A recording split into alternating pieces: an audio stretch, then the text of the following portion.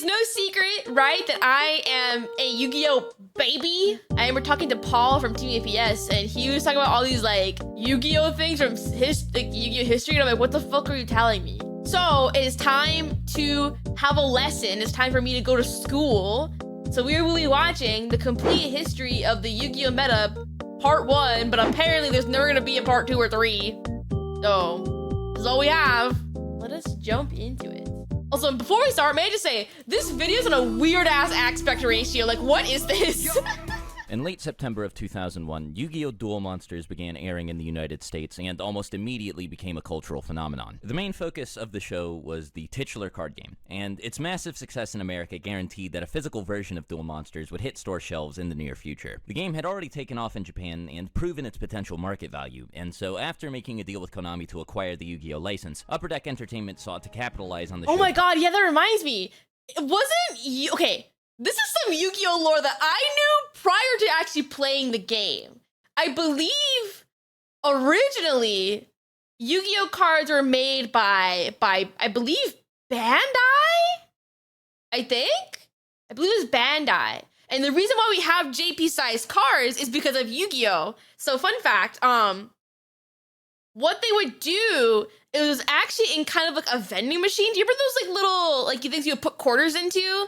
And you would like pull it out and you get a card. It was like that. It was an entirely different game. I know, like it's obviously not like actual Yu-Gi-Oh as we know it now. It was based on more of what the manga had at the time, which wasn't really a game.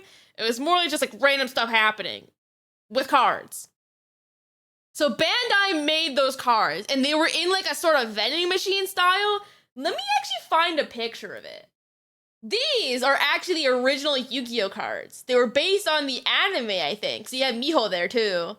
Yeah, this is why we have JP-sized cards. It's because they need to fit in these like little vending machines. It was just like stats on a card, and that's it. This is all we had. That was Yu-Gi-Oh. Let me actually see if we can find the machine too. So this is what it looked like. Yeah, so you would stick your 200 yen in, and then pop game with the card. So it needed to be kind of small to fit in this machine. So that's why we have JP-sized cards. There's some card game history for you. Yeah, because I knew about this because I watched a Jay Witz video prior to actually being into, like, actually playing the card game into Yu-Gi-Oh! I was big into Pokemon, and I watched a lot of Jay Witz, and he made, like, a Yu-Gi-Oh! Video. So that's how I know about that.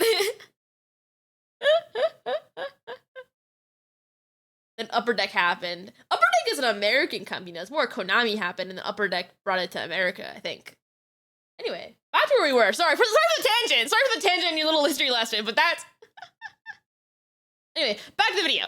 Popularity and bring the game to a Western audience. And while I'm sure both Upper Deck and Konami were expecting the game to be successful, since its target audience was probably the anime's fan base of kids and teenagers, I don't think they, or anyone really, could have anticipated that Yu-Gi-Oh! Would go on to become one of the most complex popular card games of all time, with a history and lore 18 years in the making and just as deep as the one present in the anime and manga it was based on. Oh my god. While the only experience many people have with Yu-Gi-Oh! Comes from playing the game casually when they were younger, behind the scenes there has always been a fiercely competitive, dynamic, and perpetually evolving metagame. This is the story of Yu-Gi-Oh!'s competitive landscape, and how its many eras were defined by the strategies that dominated it, cards that would take the game by storm, and most importantly, its base of dedicated, creative players both willing and able to push the game to its absolute limit. God, this music kind of fucks. This is so nice.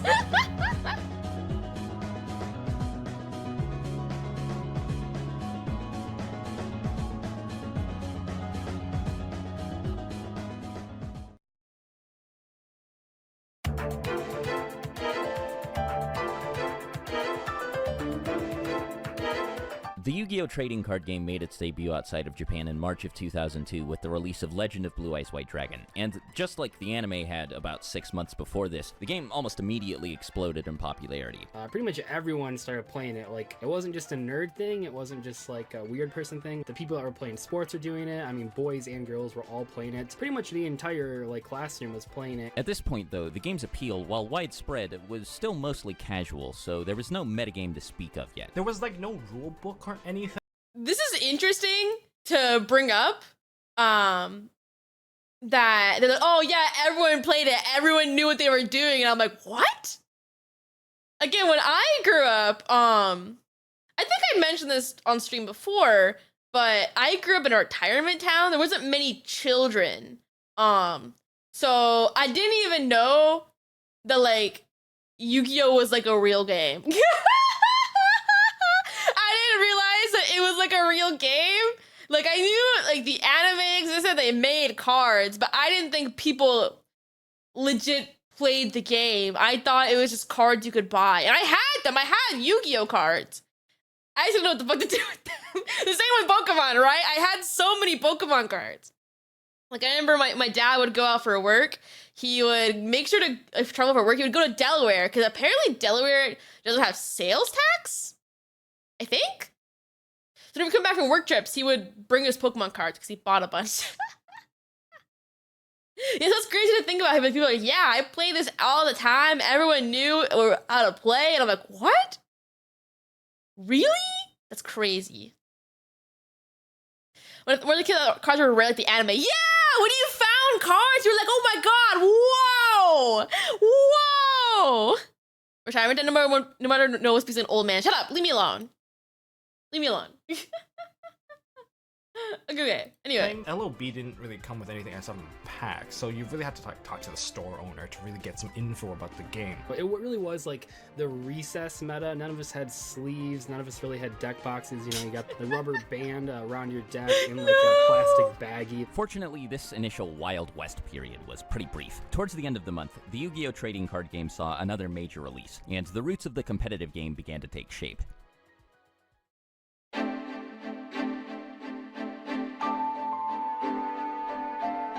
Is this Fireball music? The Blue Eyes booster set was responsible for introducing many people to the game. The release of the Kaiba and Yugi starter decks was what really propelled it into the mainstream. Yugi Kaiba format, that's like when, you know, a lot of people first got into the game, they got like their, you know, their starter decks. The most important thing about these starter decks is that they gave all potential players access to the game's official rulebook. This, of course, allowed a competitive scene to even exist in the first place, and while the overwhelming majority of Yu-Gi-Oh's players were casual ones, local tournaments were already being held at various game shops, and many players showed a clear interest in not only building the most powerful deck, but playing that deck the most optimally. I am told that this is a cross of chess and Pokemon. How exactly does one play Yu-Gi-Oh? What a way to describe it! Describe Yu-Gi-Oh's rules as simple. Simple enough, anyway, that many people were able to pick up the basics just by watching the anime. See, each card has an attack number and a defense number. First player to eliminate their opponent's life points wins the duel. Like many other trading card games, Yu-Gi-Oh! Is built around the idea of stripping another player of a vital resource, in this case, life points. The most straightforward and typically the most effective way to decrease a player's life points has always been to deal damage by attacking with monster cards. Unless stated otherwise, all monsters have the inherent ability to declare an attack either on an opposing player or on another monster, and a monster's attack point score is indicative of how much damage it deals when attacking and how powerful it is relative to other monsters. Given the landscape of the early game, it may have actually been true at this point that this attack point score was the most important thing about a monster.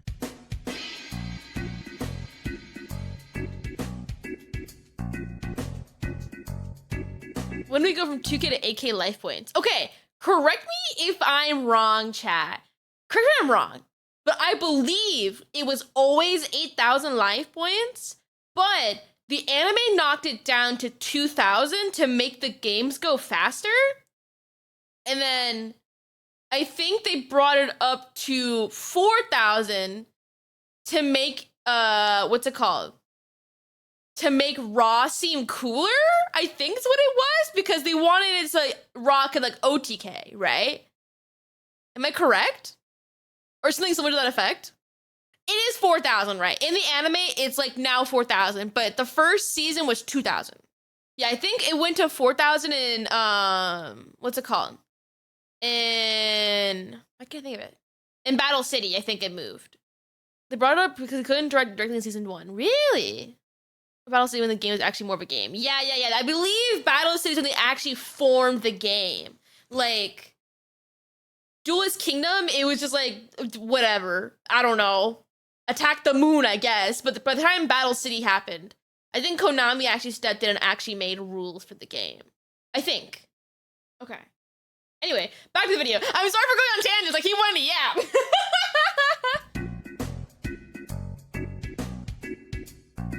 Following the release of both starter decks, the card pool was still fairly limited. While Legend of Blue Eyes brought a whopping 126 cards into the game, many of them were almost completely useless. Because LOB, the cards were just awful. Monsters didn't even have effects. They're the only true effect monster was Exodia's head. This voice is familiar. I'm sorry I keep pausing. This voice is familiar. Am I crazy? Who is that? Oh, they're talking about other Yugi. Oh, it's Dog? Really? In the description? Let me see. Did they? Oh my gosh. Oh, look at that. Here we go. Okay. 87 of these 126 cards were monster cards, and of those, 82 were either normal monsters or fusion monsters with no effect. Starter decks Yugi and Kaiba collectively added 59 more cards into the card pool, and 35 of them were also normal monsters. This meant that most of the available monsters were clearly and undeniably worse than the truly exceptional few worth playing. La Jin was like a beast. 1800 beatdown, let's go. La Jin, the mystical genie of the lamp, was a level 4 monster with 1800 attack points, making it the most powerful monster a player could summon without tributing other monsters. Since the game prohibited players from playing any more than 3 copies of the same card in their deck, other weaker monsters like Neo the Magic Swordsman and Battle Ox, level 4 monsters with 1700 attack, were played alongside La Jin as they provided more consistent access to powerful monsters that could be normal summoned immediately. Giant Soldier of Stone and even occasionally monsters like Aquamador and Mystical Elf saw play due to their high defense values. 2000 was, after all, the highest baseline stat printed on a level 4 or lower monster by far, but cards like these could typically only be used defensively, or as setup for the future summon of a monster like Summon Skull. What? Summon Skull was very strong, one tribute monster that was the same attack as a Dark Magician. While it certainly would have been cool if the format had been split between people playing Dark Magician and people playing Blue Eyes, Dark Magician was made obsolete by the level 6 Summon Skull. Summon Skull had, without a doubt, more attack points than any other 1 tribute monster in the game, and was even more powerful than many 2 tribute monsters like Gaia the Fierce Knight and Red Eyes Black Dragon. Blue Eyes, on the other hand, was, with no caveat, no asterisk, the most That's foul. Are you telling me that at this point, Dark Magician never had a chance in the meta because Summon Skull existed? You're lying to me. I'm sorry, are you telling me that Dark Magician always sucked? I always thought that there was at least one point in like the beginning that like the Dark Magician had a chance, right? That it was like good. Because it was Yugi's monster, right? He had to be good. Are you telling me?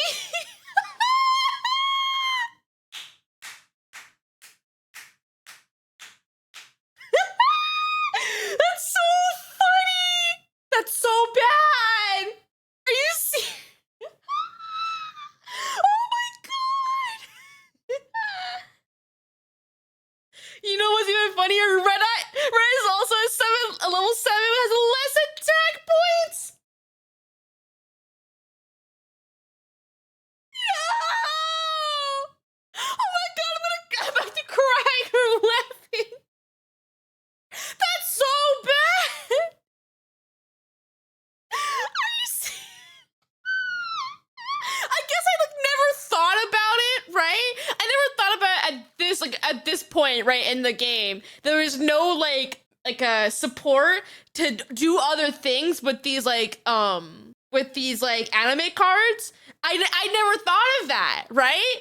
So they're just the random ass guys and they suck. They're so bad. Oh my god, that's terrible. That's terrible. That the main character's ace monster's bad. That's so funny. That's so. And then Red Eyes is even worse. Red Eyes is worse. This is hilarious. Oh my god. So funny. powerful monster in the game, but this came at the cost of it being much more difficult to summon than Summon Skull. Summon Skull was the more likely of the two to actually make its way onto the field, but if a person could manage to summon Blue Eyes, there wasn't a single monster that could kill it in battle aside from another copy of Blue Eyes. While these powerful normal monsters were the bread and butter of most early decks, they weren't the only monsters that saw competitive play. As few of them as there were, effect monsters did exist at this point, but many of them had effects that just weren't powerful enough to make up for their lackluster stats. Of the the 13 available effect monsters, only 4 were truly useful, and even though it was still powerful, the weakest of these 4 was probably Hain. Hain, like many other early effect monsters, has a flip effect, meaning that its effect only activates whenever it's flipped face up, either by the person who initially summoned it face down, or as a result of being attacked while face down. Hain's effect allows a player to put any monster on the field back in the hand of its owner, which again was fairly powerful, but it was in most cases a strictly worse version of either Wall of Illusion or Maneater Bug.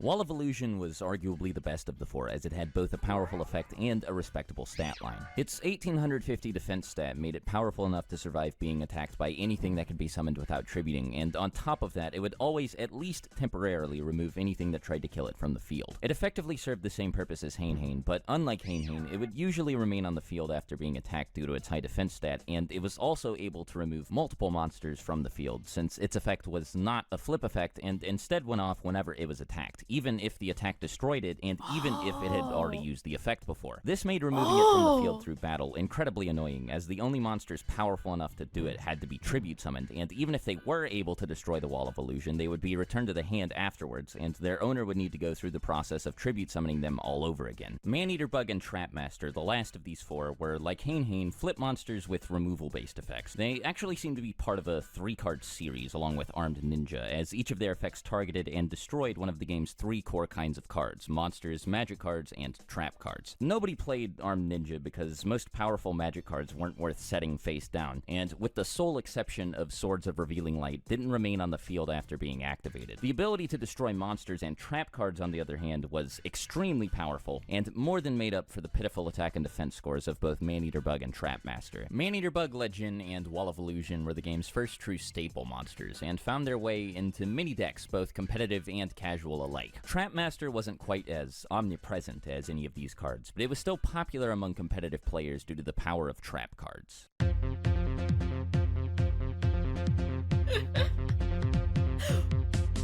Is that Waboku? Trap cards offered the unique benefit of being usable during either player's turn, and were usually designed to take advantage of this. There were only 9 of them released between the first booster set and both starter decks, but a surprising number of them were actually pretty good. Without a doubt, the best of them were Trap Hole and Waboku, cards that were so good that pretty much anyone who played the game ran both at 3. Trap Hole was one of the most reliable forms of monster removal in the game, and was particularly useful against monsters that needed to be tribute summoned. It's crazy actually to think that like some of these cards are still like valid and real. Like people still play Trap Hole. It's mostly like in trap tricks, but the fact that it's like a thing that people still use is bonkers. You still use Waboku? Why? Well, I guess you can use Waboku in things if you're going against something like a Tenpai, I guess.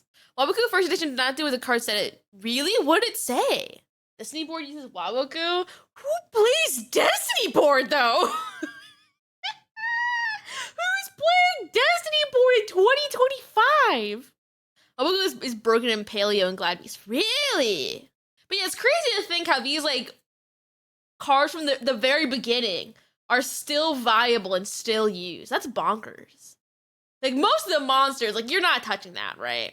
Like, no one's playing Maneater Bug in this year of 2025. But people are still running Trap Hole and Waboku. That's crazy. It's weird to think about, right? Oh my god. Waboku, meanwhile, was one of the only cards in the game that offered players any sort of protection from their opponent, and it was pretty good protection at that. It essentially skipped the other player's battle phase after being activated, and since it could be activated at almost any point during either player's turn, stopping it was really difficult. Another trap card that was extremely popular, but not quite as good as either of these two, was Reinforcements. The focus placed on attack points and the battle phase during this period allowed this card to shine. As good as the game's few viable trap cards were, however, they couldn't compete with the power of what was easily the best kind of card in the game: magic cards.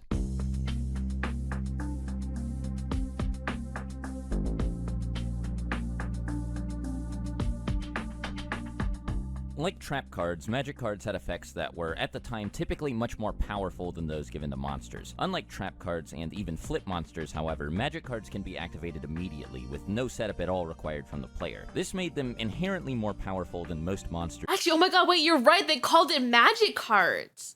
Yeah, isn't it because Magic the Gathering calls them magic cards? They got sued? What?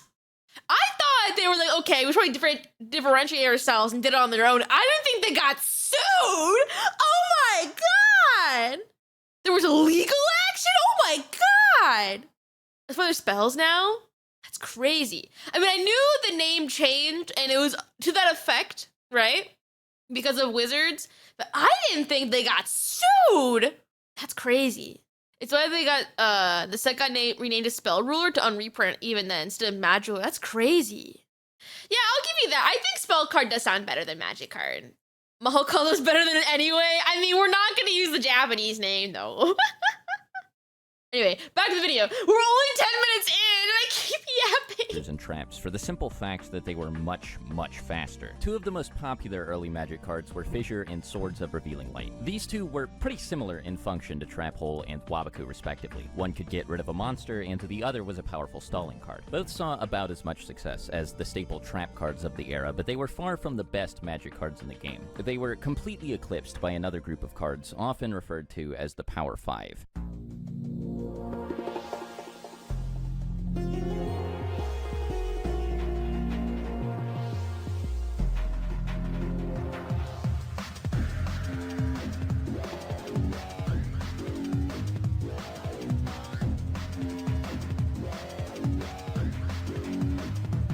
These weren't just the most powerful Magic cards in the game. They were, by a wide margin, the most powerful cards in the game. I mean, these cards are iconic, right? Those are like classic. Any deck that included them was better for it, and Oh they my were played by pretty God. much anyone who had access to them. They were so powerful, and so widely used, in fact, that they led to the creation of the game's first Forbidden and Limited list, where many of them have Oh! remained for the entire life of the game.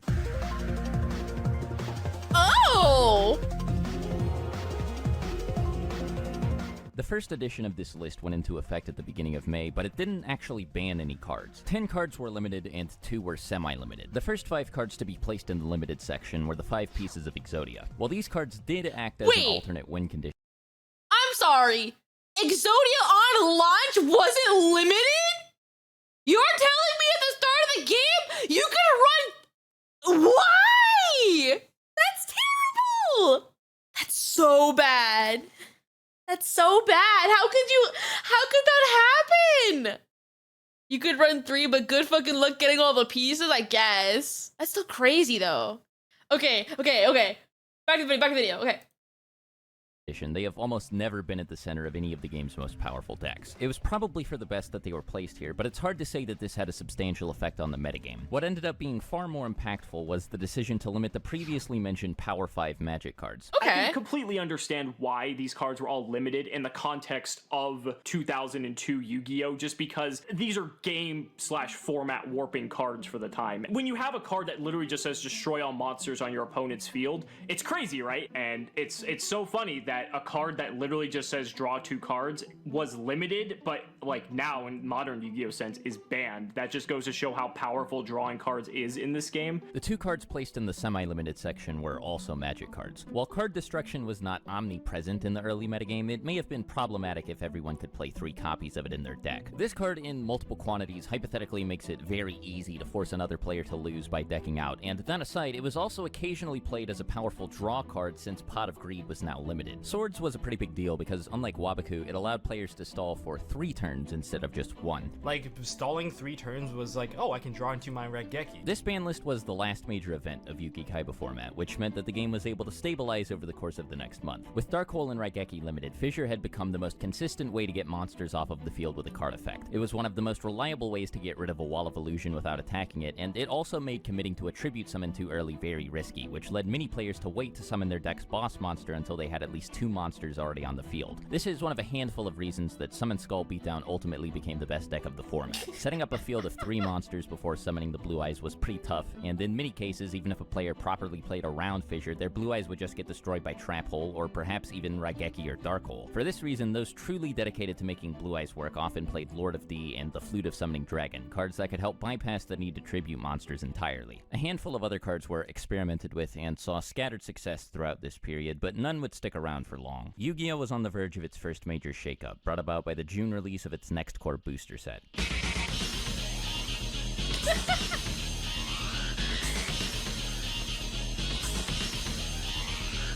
Metal Raiders added a staggering 144 cards to the game, and thus nearly doubled the available card pool. Of course, not all 144 were actually good, but given the sheer volume of new cards, the game was bound to see a noticeable leap in power. While beatdown decks, and Summon Skull beatdown decks in particular, continued to dominate the meta, the cards added in Metal Raiders almost completely changed how these decks, and the game in general, were played. The Solemn Judgment?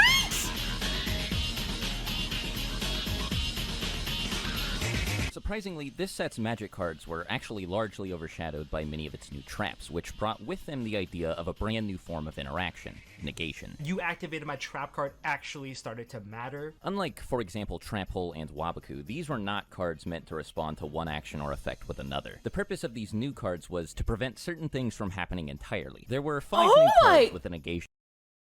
Solemn Judgment is that old? I knew Mirror Force was like really old, right? Like I knew that. Even 7 Tools, I knew that was kind of old. I didn't realize that Solemn Judgment was set 2. That's crazy. You didn't realize it? No, I didn't play Yu-Gi-Oh at this point. I didn't play Yu-Gi-Oh until Master Duel. So like most of my knowledge of Yu-Gi-Oh is like either from watching the show or like playing Master Duel. And from what I remember, no one played Solemn Judgment. If someone played Solemn Judgment, the game would have ended so quickly. Remember, Nova, back then, because they thought Solemn Judgment was bad? Solemn Judgment's so good! This card's busted! What? That's crazy. They thought Solemn Judgment was bad. That's bonkers. It's crazy. Clause in this set, and 4 of them in particular were designed to negate individual cards. All of them were counter trap cards, meaning that they couldn't be responded to once they were activated except with other counter trap cards, and they all allowed the player to trade some of their resources in order to completely negate the activation or summon of another card.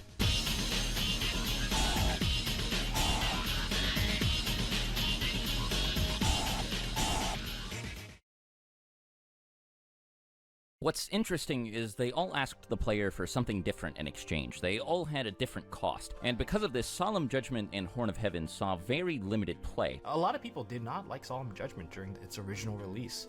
Like, it's the Omni Negate, but you have to pay half your life points. I think it's fascinating that this didn't just become like a staple immediately out of the gate. Like, I think looking back, some people are probably just like, I don't know why we just weren't all running 3 of this just because of how powerful the card it is. They valued life points a lot more because it was just a race at the time. It wasn't about maintaining a solid position as much. Magic Jammer and 7 Tools of the Bandit, on the other hand, did see immediate and widespread success, with Magic Jammer being the more popular of the two. Despite how good many of these new traps were, the Power 5 were still the best cards in the game, and negating any of them was typically better than negating another trap card. Like, oh, but what if they Raigeki me and I spent all this time setting up my entire field and they're just gonna destroy it all? Then they started to realize, hey, I can use stuff in my hand to kind of substitute the destruction. That said, there was one new trap card in this set that could give the Power 5 a run for their money. There's our goat! Mirror Force also had a negation clause. It negated monster attacks, but what was much more important was after it negated the attack. Mirror Force is just, it's a board wipe, but it's a board wipe that you get to use on your opponent's turn, which I think what was so appealing about it. Especially with Mirror Force, where people have to manage the resource, not overcommit. That's when that evolution started to really take place in TCG anyway.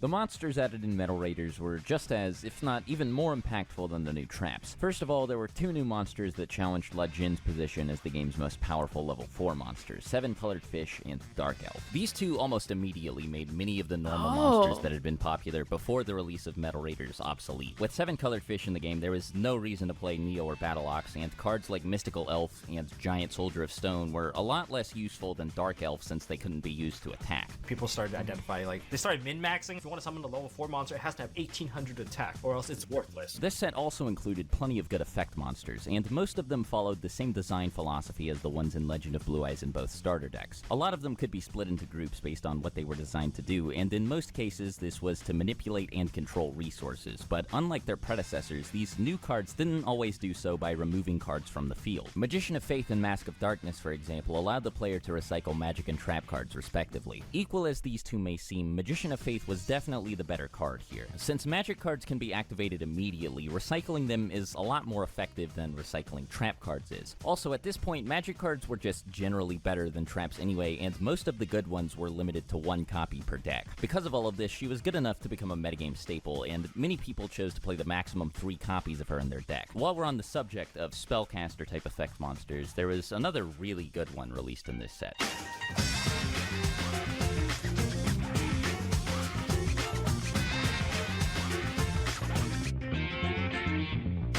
She and Sengen mostly did the same thing. They could search the player's deck for pretty much any monster they wanted, so long as that monster had less than 1500 attack points in Sengen's case, or less than 1500 defense points in Witch's case. Even though the card pool was very small at this point, these two had a vast range of search targets. They could even search for each other, and triggering their effects wasn't difficult at all. None of the other effect monsters released in this set were anywhere close to as popular as Sengen, Witch, or Magician of Faith, but there were still a handful worth mentioning. Crass Clown and Dream Clown saw occasional success as the focus of the brand new clown control deck, where you're actually trying to like kind of protect your clowns and switch them back and forth from defense, attack, and pop things while also using resource cards like Sangan and Witch.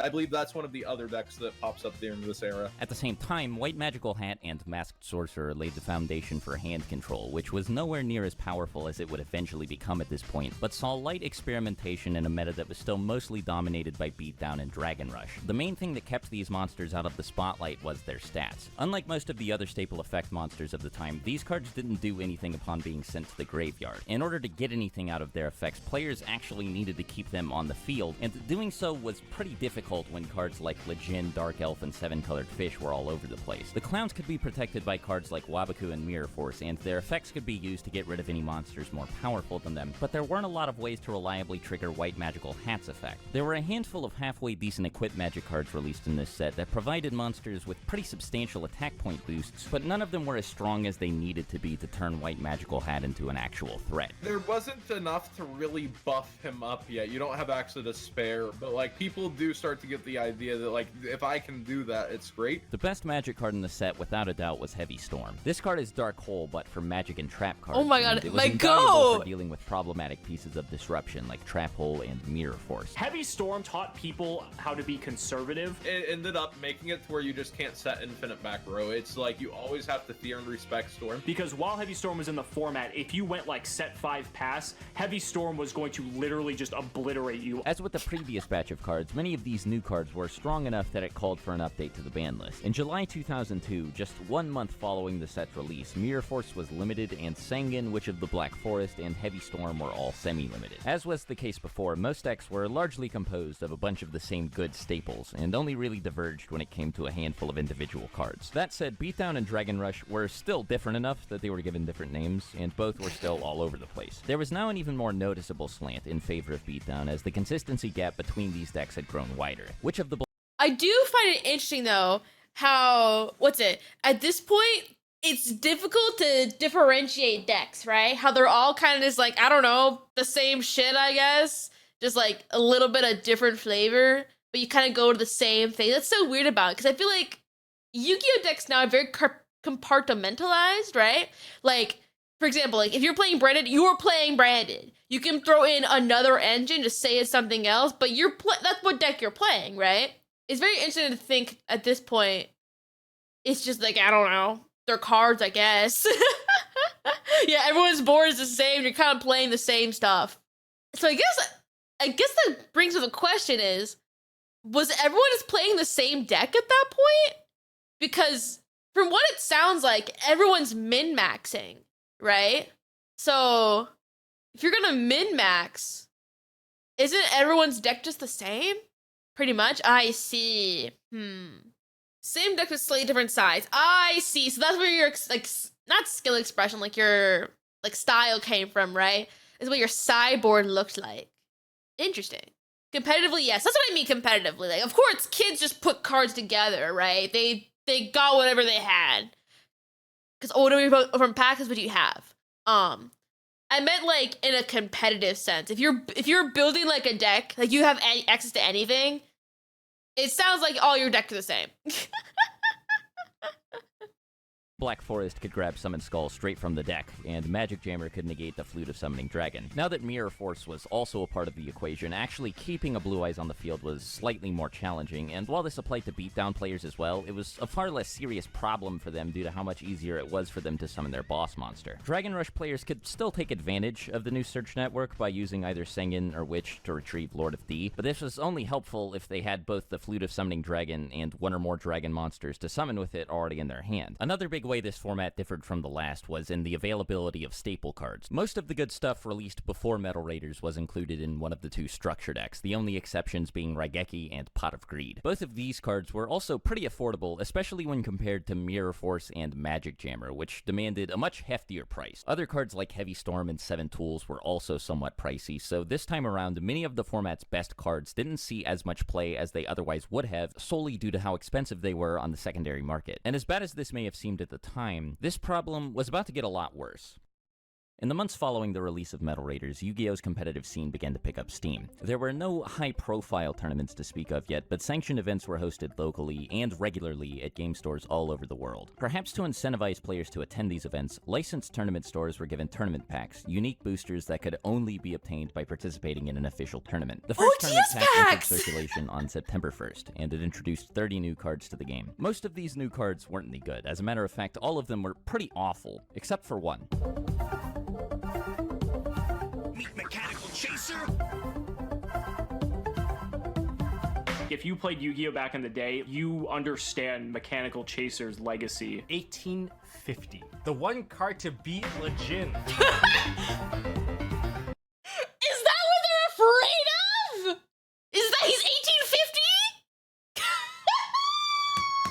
No way! I'm sorry, you're telling me they're making a big deal because a guy has 50 more attack points? That's so funny.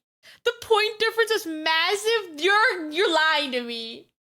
It changed everything. It's 50 attack points. How? Okay. I'll let him cook. I'll let him cook. By 50 points. And for the longest time, that mattered a lot. Up until this point, the player base may have taken for granted how accessible the game's best monsters had been. Seven Colored Fish and Lejin were anything but expensive, even though the metagame had practically been constructed around them. Of course, this was only true because they were easy to get a hold of, and Mechanical Chaser quickly proved that. But the thing is, no one could really get their hands on this card because it was a tournament pack card. Tournament packs only came with 3 cards per pack instead of the usual 9, and they were also less likely to contain foil cards. To put things into perspective, Axe Raider is a card that would have been outdated by the time the first starter decks came out, but because of how rare it was more expensive than many of the best cards in the game. Axe Raider was a really expensive card when it first came out. Mechanical Chaser, on the other hand, was actually really good, and it was even more rare than Axe Raider was. $200. As minor as the attack difference may No, you're lying to me. Chat, you're lying to me. You're $200? For 50 more attack points? $200? What 9-year-old kid in 2003 is paying $200? No, but I needed to win. What child's paying $200? I'm going crazy. Actually, with inflation, how much is $200 now? Does anyone know? $350? $363? That's crazy.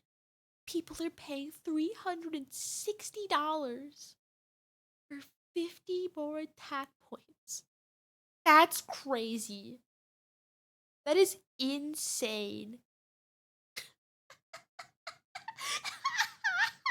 If for one copy to get extra attack points, that's... Okay. seem. Mech Chaser was essentially a better version of a card that had been the bread and butter of competitive play all the way up until its release. It was bound to have a noticeable effect on the game. However, seeing as each copy of the card was worth $200, it was pretty rare to run into somebody who played one, much less 3 of it in their deck. The advantage that these few players had over the rest of the player base was pretty substantial, though. It was just a landslide. So I have this guy from my locals named Kyle Miller, and he got a hold of 3 mechanical chasers. Kyle started to go over to these 50, 60-man tournaments, taking down like every single one, winning full boxes. And Billy only remembers the frustration of running into Mech Chaser time and time again, and it just being this money wall.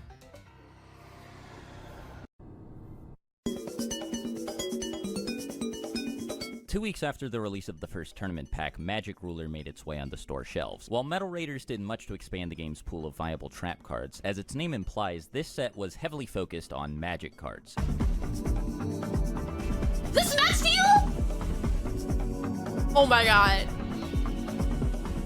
A Magic-themed booster set may have seemed like a bad idea at the time, since for it to be any good, it would have to include at least a few Magic cards as strong as the Power 5. Against all odds, Magic Ruler actually pulled this off by introducing 5 Power Play Magic cards of its own. The 3 most famous cards in the set, Confiscation, Delinquent Duo, and the Forceful Sentry, all allowed the player to remove cards from their opponent's hand. Delinquent Duo was technically the best, since it discarded 2 cards at the same time. Delinquent Duo, I don't know who in testing thought that card was okay. Like, Delinquent Duo was such a degenerate card. Rather than just playing your own game, you're just not letting your opponent play at all. They have to lose 2 cards right away, so your starting hand is now 3 cards. But the Oh my god, okay.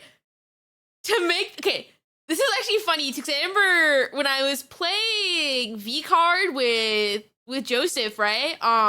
He kept referencing Delinquent Duo, and I just smiled and nodded. And was like, yeah, I know what that card is. I had no idea what he was talking about. What he was saying. Now I understand. Cyanide Chan from V-Card is Delinquent Duo because it rips cards. I see. I understand. I understand. I see. The others had the advantage of letting the player choose which card they wanted to get rid of. I'm just gonna look at your hand and get rid of your card. Confiscation, even though it only rips 1, the hand knowledge that you get from your opponent is almost better than ripping out a card with Delinquent Duo. So, like, that's a debate that's been going on forever. At this point, life points is starting to matter less and less, and people are realizing that, hey, control is probably the way to go. As long as you have at least 1 life point left, you don't lose. And that's like what Magic Ruler really pushed for, like Confiscation. A lot of these cards, they have life point cost. Painful Choice was a few years ahead of its time, but it was by no means bad because of this. It could turn itself into any one of the 5 best cards left in the player's deck, and with the help of already popular cards like Monster Reborn and Magician of Faith, it could give them access to 2 or even 3 of the 5 cards. If you have 5 ideal targets to put into your hand, you can just put out all 5. Painful Choice really doesn't take its own towards chaos, I want to say, but right now people are trying to figure out, can I use it with Magician of Faith and make it worth it? Finally, there was Snatch Steal. Unlike most equipped cards, Snatch Steal didn't do anything to beef up the monsters of the person playing it. It was actually meant to be equipped to an opponent's monster, at which point control of the equipped monster would change. Though Snatch Steal was certainly the best equipped card in the set, it wasn't the only good one. Magic Ruler included a handful of others, and among them the best was Axe of Despair. Simply put, this was as good as it got in terms of cards that boosted attack points, and unlike Stim Pack, it didn't have any glaring drawbacks. Oh my god. Is that where Stim gets her name from? Stim's name is a Yu-Gi-Oh card? Is that Stim? Actually, let me text her now. Let me find Stim.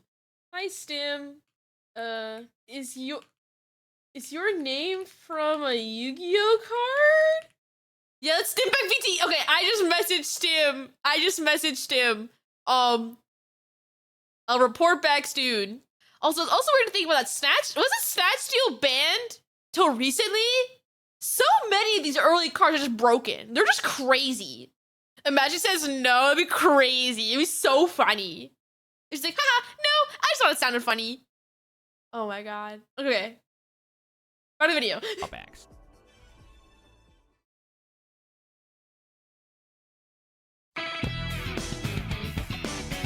Oh, hell yeah! Quick play spells! Wait! Is that what I think it is? This set's contributions extend beyond the individual cards it added, as it also introduced 3 new kinds of Magic cards to the game. Quick play cards are a sort of hybrid between trap cards and traditional Magic cards. They can be activated from the hand just like regular Magic cards, but if they are set face down, then they can be activated during either player's turn just like trap cards can. Magic Ruler included 4 of these, but only 2 saw any actual success. Yeah!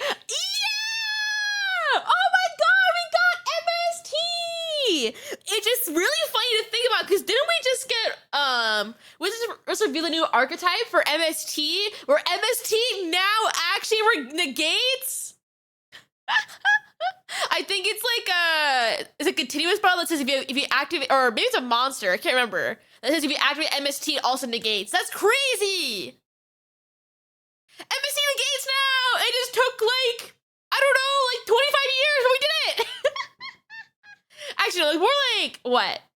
23? 22? We did it now! MST now negates!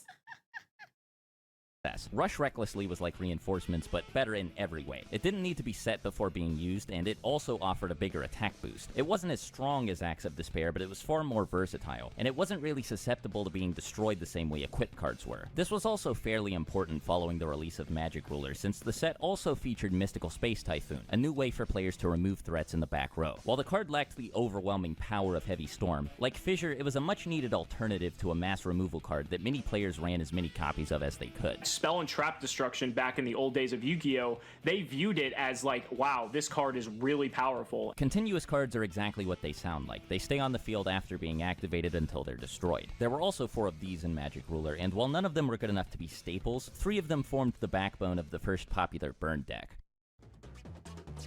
Right, burn now? The goal of a burn deck is to kill the other player through effect damage. This was possible before the release of Magic Ruler thanks to cards like Just Desserts, but it was nowhere near as practical as it became with the help of many newly released cards. Depending on what the other person was playing... Oh my god, wait!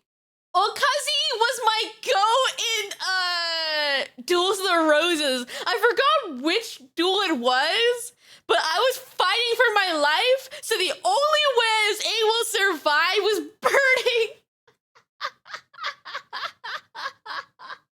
Oh my god, that's crazy! It's like a flashback.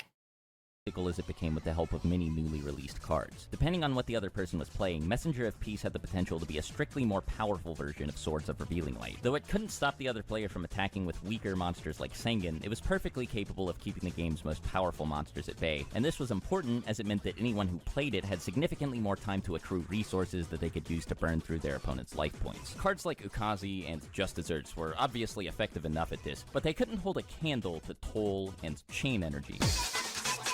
So for those of you that don't know, for Chain Energy, either player now, no matter what they want to play, is going to have to pay 1,000 life points to normal summon, special summon, set, or activate cards from his or her respective hand. What? What? That's foul. That's foul. That's disgusting. Oh my god. That's crazy.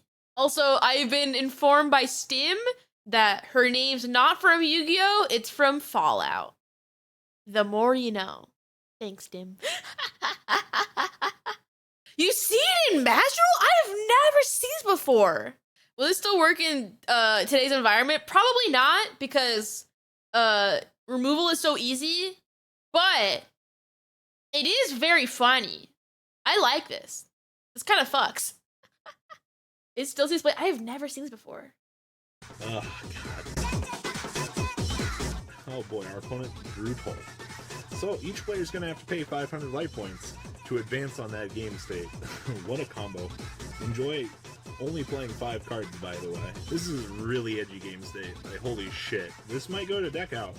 The set's most interesting additions to the card pool were ritual cards. Ritual monsters were a brand new kind of monster that could not be normal summoned and instead had to be special summoned through the use of ritual magic cards. While this was cool in theory, in practice the ritual summoning mechanic was deeply flawed. Most of them had no effect, and to summon them a player needed a lot of resources readily available. Like rituals, just mechanically, and this is like before we got a lot of the stuff we have now, but like it's a 3-card investment. Well, technically 2, because you keep the ritual monster, but you need to specifically have your ritual monster, your ritual spell, and then a monster to use as tribute for the ritual spell. So you use the ritual spell and the monster, so you neg 2 to summon the monster. This created numerous issues with consistency, as oftentimes a player would have one or the other but not both. Then, on top of that, the player needed to tribute other monsters as part of the process, all to summon a card that offered nothing but an okay stat line. And it's like, this is all you're getting for your cards? It was just, yeah.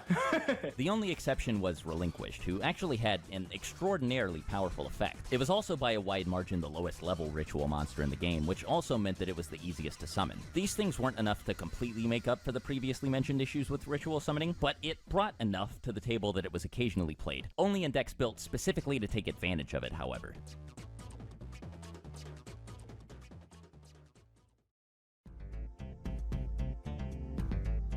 Speaking of monsters, despite the set's theme, there were actually more monsters than magic cards in it, but only a handful of them made their way into the metagame. Many of the monsters in the set followed in the footsteps of Sengen and Witch by offering players resources upon being sent to the graveyard. Cyberjar? Mystic There were 6 Torpedo? different monsters that could all, upon being destroyed by battle, summon any monster of a specific attribute straight from the deck as long as the monster had 1500 or less attack. Theoretically, this was even better than what Sengen or Witch offered, since these effects summoned their targets instead of just adding them to the hand, but the many stipulations attached to the process kept most of these cards out of the competitive discourse. Mystic Tomato stood out from the rest, however, and almost immediately saw moderate success, since its ability to summon dark monsters made it a direct pipeline to many of the player's most powerful tools. Nimble Momonga and Giant Germ did something similar, but were at least initially not quite as popular. Unlike the elemental recruiters, these cards only let players summon extra copies of themselves instead of picking whatever card they wanted, but in exchange, the player was allowed to summon up to 2 monsters at once instead of just 1. Since Momonga summoned itself in defense position and also caused a bigger net swing in life points upon being destroyed, it was more popular than Giant Germ, but both were mostly ignored in favor of Mystic Tomato for quite some time. Momonga was certainly present in the metagame following Magic Ruler's release, but it wouldn't truly catch on until much later. I love Nimble Momonga. I played it automatically at this point, actually. Like, I caught on to it somewhat early. One thing people don't like is that you could draw 2. This is one of the first cards people start this guy. Well, you don't want to draw 2 of these. None of these monsters could compare to Cyberjar, though. Upon being flipped face up, it could wipe out an entire board and then give both players 5 cards split between their hand and field. Cyberjar is freaking crazy. I love the card, but it was really a double-edged sword. Like, giving your opponent 5 cards, giving yourself 5 cards, blowing up the entire field. Cyberjar to me is such a Yu-Gi-Oh card. Like, it is one of the most high variance, ridiculous effects I have ever seen in my life. Like, it's just like, there's no other way to put it. This card could not exist in any other card game. On October 1st, 2 weeks after the release of Magic Ruler, the Forbidden Unlimited list received another update, which limited Cyberjar, all of the hand control cards, Painful Choice, Snatch Steal, and a 7th card named Upstart Goblin that had yet to receive much attention. The player base wasn't given any time to adapt to these changes before the next major shift in the meta, however, as this ban list update happened on the same day as the release of the second tournament pack. We have Morphing Jar. Such a good card. Morphing Jar was really the only good card in the pack, and like Mechanical Chaser before it, it was an ultra rare. Whether it was better than Mechanical Chaser or not in the short term is up for debate, but it was certainly very powerful. Even though it couldn't nuke the board or special summon monsters like Cyberjar could, using it was generally a lot less risky since Cyberjar often left the other player with a lot more to work with. At this point, it was actually the only card in the game that could simultaneously leave the other player with less cards than they started with, while leaving the person playing it with more cards than they started with. In terms of like swings of card advantage, Morphing Jar is definitely up there. I think one of the things I like the most about Morphing Jar was when it comes to the more psychological aspect of Yu-Gi-Oh! And bluffing, you could just set like, let's say a Man-Eater bug and just set like your whole hand of what's actually settable, and your opponent is gonna 90% of the time think you have Morphing Jar and play like you have Morphing Jar, and that way you can basically control what your opponent does. If you set everything now, it doesn't signal just like, I have the thing to negate Storm. Now it also can signal I have Morphing Jar. You know, other cards don't necessarily create a dynamic like that a lot of the time. A lot of cards, you know, they get played and they do what they're supposed to do. A card like Morphing Jar that does more than what it just says on the card, I think always just sets a very interesting precedent for how the game progresses later on. Like Mechanical Chaser, this card probably would have been a staple if it was more accessible, but because of how expensive it was just too difficult for the average player to get a hold of, for it to have even a somewhat widespread presence in the early metagame. I traded like almost this whole binder for a morphing jar back then. Wait, how much was Morphing Jar? How much was it? Was it like $200? $300 for Morphing Jar? That's crazy. True OST cards, man. That's crazy. So expensive back in the day. That's so expensive today. My ass would never spend $300 on one card. I think the most I've ever spent on a single card was $100. I would never do $300. That is crazy. If it was hot though, no, I would not. No, I would not. I got lucky and pulled a random pack. That's crazy. I could spend more if we did your mom Labyrinth. No, you're not dating my mom. Leave her alone. Okay. I love the fact that we're not even 30, or we just hit around the 30-minute mark.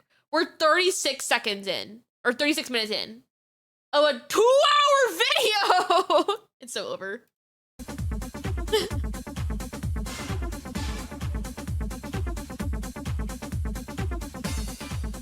The next core booster set, Pharaoh's Servant, hit the scene only 2 weeks after the second tournament pack. Seeing as the last booster set was only a month old at this point, the metagame was still in the process of developing around all the new cards it added. Beatdown continued to dominate in the post-Magic Ruler meta, but lately its competition had been a lot more varied. Clown Control and Dragon Rush managed to stick around, and they'd been joined by Burn, Relinquished, and Hand Control decks. Barely anyone was sure what the best version of each deck was at the time of Pharaoh's Servant's release, however, and it provided all of them with even more tools to experiment with. Most of the good stuff in this set came from its pool of magic and trap cards, but that isn't to say it didn't have any good monsters. Goblin Attack Force took the idea at the core of cards like Dark Elf to a brand new extreme by being a level 4 monster with 2,300 attack points. At this point, its value was debatable because Dark Elf could still deal with anything that this thing was meant to deal with, except for another newcomer from Pharaoh's Servant named the Fiend Mega Cyber. This card was notable for being one of the first monsters in the game that could essentially special summon itself for free. Monsters started to see a bit of shifting as well. You got stuff like Goblin Attack Force. Like, monsters were getting stronger and easier to summon. Neither card attained staple status, but both of them fit like a glove in particularly aggressive builds of the beatdown strategy. Even outside of these decks, Goblin Attack Force specifically was fairly popular due to its sheer attack power. You don't really need to attack with Goblin Attack Force. You can always sit on it like a very aggressive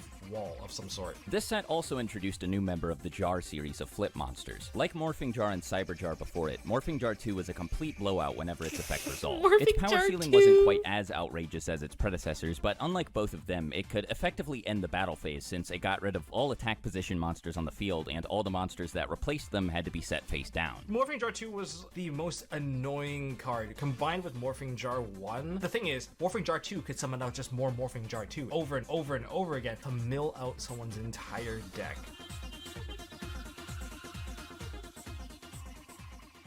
By this point, a lot of players had cut many of the low-level monsters that dominated the early game in favor of newer alternatives, but there still weren't any alternatives to the best of the original high-level monsters. This would change following the release of Pharaoh's Servant. I summon the mighty Yugioh!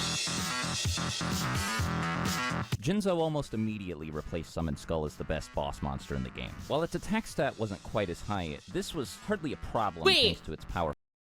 Jinzo might be hated. Get him out of here! Ew!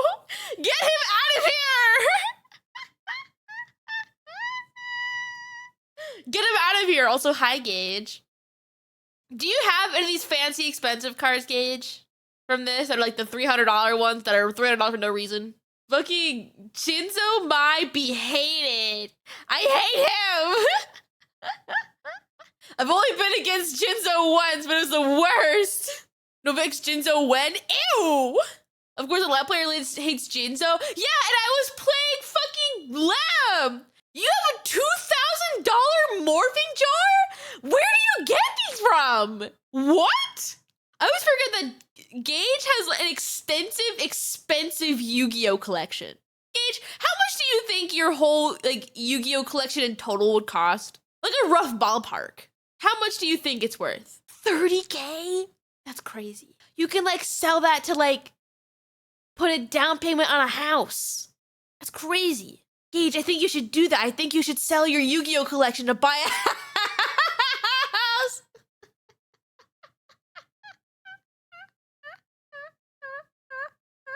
Can Jinzo be my Oshi? No, it's me. It's me. Get a second mortgage for more cardboard? No. But you can't destroy all traps. Powerful effect. Jinzo is gifted with incredible standing abilities. Trap Hole, Wabaku, and Mirror Force had always been pretty annoying pieces of disruption that made it really difficult to reliably tribute summon a monster Like when you summoned him, it felt bad because it gets trap hole. or do anything with a tribute summon monster once it was already on the field. Jinzo didn't care about any of these cards. None of them could do anything to him or even be used at all while he was on the field. This made choosing to summon him a lot safer than doing the same with other high-level monsters, which many players agreed was much more valuable than 100 extra attack points. Just off the top of my head, Jinzo was probably the most impactful card in that set at the time, just because it really changed the dynamic with trap cards and with cards like Mirror Force. Yes, it was 100 attack less than a Summon Skull, but like, I mean, the payoff of not having to worry about anything in your opponent's back row, like, that was just monumental.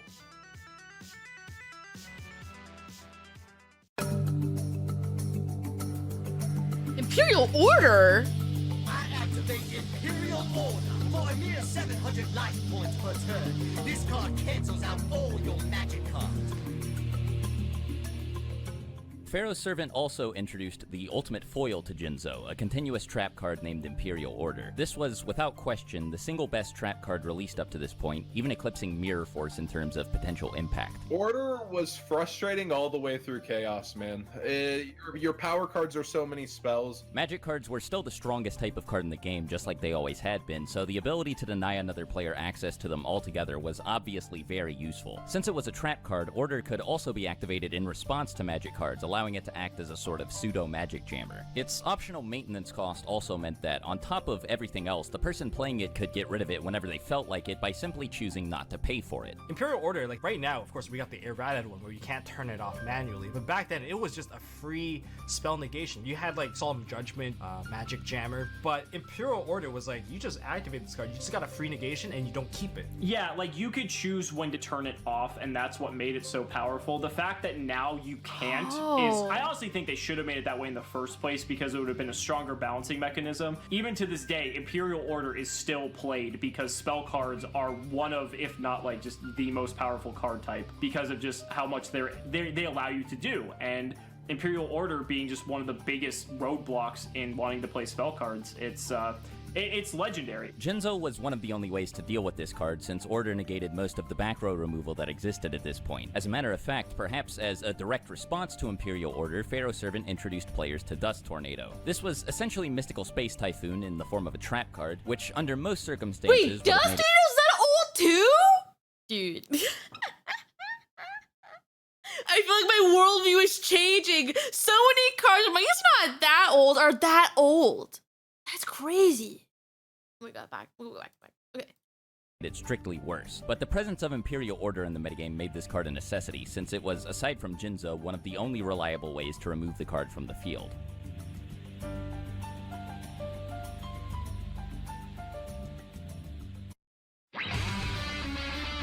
Call the Haunted!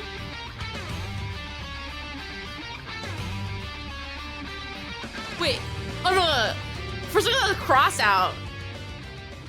Call of the Haunted was another trap card alternative to a popular magic card, in this case Monster Reborn. Just like Dust Tornado, it was for the most part worse than its magic card counterpart, but for different reasons. Mystical Space Typhoon was a quick play magic card, so it could already be used during either player's turn. This meant that Dust Tornado didn't really benefit from being a trap card, aside from its utility as a way to destroy Imperial Order. Monster Reborn, on the other hand, was a regular magic card, and thus could only be activated during the main phase of the turn of its owner. This meant that Call of the Haunted could actually be used in a few interesting ways that Monster Reborn couldn't. But they Call the Haunted was also really cool too because it started changing the game and how people had to think, because it, like, if your opponent had a set card and they were attacking you with their monsters, if there was a monster in the grave they could resurrect and kill you for game, you could lose if that set card was Call the Haunted, because you could use it like offensively like that, or you could use it defensively to protect yourself from dying, and I think that was pretty cool. Perhaps in order to compensate for all this added utility, the card was given numerous drawbacks. It could only summon monsters from its owner's graveyard, the monster it summoned had to be in attack position, and if it left the field for any reason, the monster it summoned would be destroyed. These came on top of the fact that it couldn't be used immediately like Monster Reborn could, being a trap card and all, so even considering all of its unique benefits, it was a pretty substantial downgrade. That said, Monster Reborn's effect was still really powerful, and the card was also limited, so to most players, Call of the Haunted was a welcome addition to the card pool. Strangely, the set featured a second alternative to Monster Reborn as well, except this one was also a magic card. Premature Burial carried with it all of the same stipulations as Call of the Haunted did, with the only exception, of course, being that it didn't have to be set for a turn before being used. Now, in exchange, it was given an additional life point cost on top of everything else, but just like with Call of the Haunted, none of this was enough to dissuade players from using it. Monster Reborn's effect was, again, really, really good, and there were plenty of people who were more than willing to make these kinds of concessions if it meant that they could essentially run extra copies of it in their deck. The only other magic card in the set whose immediate impact was comparable to Premature Burials was Nobleman of Crossout. This card brought an idea to the forefront of competitive play that had already been Wait, target one face down monster in the field, destroy that card. Oh. Oh. That's not terrible. But I guess when you have things like Cyberjar running around, this is pretty good. This is good for when, because a lot of stuff's flip cards. Okay. For a second, I was like, this is bad, but I'm like, wait, no. When you take into context again what's running around right now, this is pretty good. Okay. My judgment's taken away. I'm sorry. I'm sorry for judging you for a second, Nobleman of Crossout.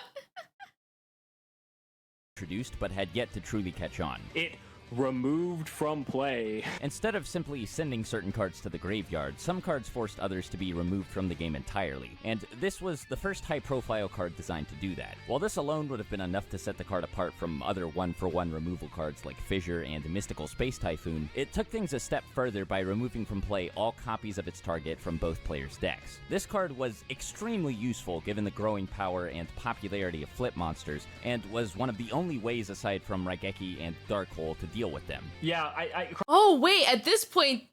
wait, hold on. Oh, I guess this text right here is the errata one. This is not the original. Oh. It abandons all cards... I see. And was one of the only ways aside from Raigeki and Darkhole to deal with them. Yeah, Crossout definitely changed the dynamic of like flip effect monsters, which as we said, there's, you know... Wait, so at this point, Banish doesn't exist yet. That's crazy. Cyberjar, there's Man-Eater Bug, Morphing Jar came out around this time, and for pretty much all future flip effect monsters too, and being able to just deal with set monsters, it doesn't even have to be flip effect monsters, just anything your opponent sets, the fact that you just have a single piece of removal just to deal with it. These 6 cards composed the set's lineup of new competitive staples, but of course they were far from the only new cards to see meta success. Magic Drain and Mirror Wall were decent and cheap alternatives to Magic... Banish equals removed from play. That's crazy, because I guess, like... I get so used to Vanguard sometimes, and like sometimes Yu-Gi-Oh rulings and like Yu-Gi-Oh like terminology like fucks me up sometimes, because in Vanguard there is a similar equivalent to Banish, which is bind, but then you have removed from play, which is a whole different thing. So interesting. Okay. Jammer and Mirror Force respectively. Magic Drain allowed players to ignore Magic Jammer's discard cost, and Mirror Wall had the benefit of not being on the limited list. Ceasefire was a borderline staple card that, while certainly popular, was almost exclusively played in the side deck. It made dealing with flip monsters a lot easier, and it also provided a power boost to burn decks. As a matter of fact, this set did quite a bit to power up both burn and hand control. Skull Invitation, Burning Land, Minor Goblin Official, Attack and Receive, and Type 0 Magic Crusher all had burn effects, and Gravity Bind, like Messenger of Peace, could be used to keep the player safe from potential attacks. These were by no means defining or even definitive for burn decks, but they all saw at least minor experimentation. Hand Control, meanwhile, was given Time Seal and Light Force Sword, 2 cards that helped slowly but surely whittle down the resources in another player's hand. The set also featured Limiter Removal, which was most useful to players who already had 2 of the most expensive cards in the game, Jinzo and Mechanical Chaser. This card was one of the first enablers of a reliable one-turn kill, and was really effective because it was often used in conjunction with Jinzo. The ban list... Wait, you get an OTK by this point? I thought it would have at least taken a few years to get to an OTK. I didn't think it'd be like, now. That's crazy. in December put many of these powerful cards in check, and even changed the placements of some previously released cards like Witch of the Black Forest. Surprisingly though, given how quickly Pharaoh's Servant had come out following Magic Ruler, the next major shift in the metagame wouldn't happen until March of the following year, when the game would take its furthest leap forward in power yet. On March 1st, Yu-Gi-Oh! Players saw the release of 2 new booster packs, Labyrinth of Nightmare and the much less impactful Tournament Pack 3. At first glance, Tournament Pack 3 may seem like a big deal, since Mechanical Chaser was reprinted in it as a far more accessible super rare, but it just so happened that Labyrinth of Nightmare made the card irrelevant with not just 1, but 2 new monsters.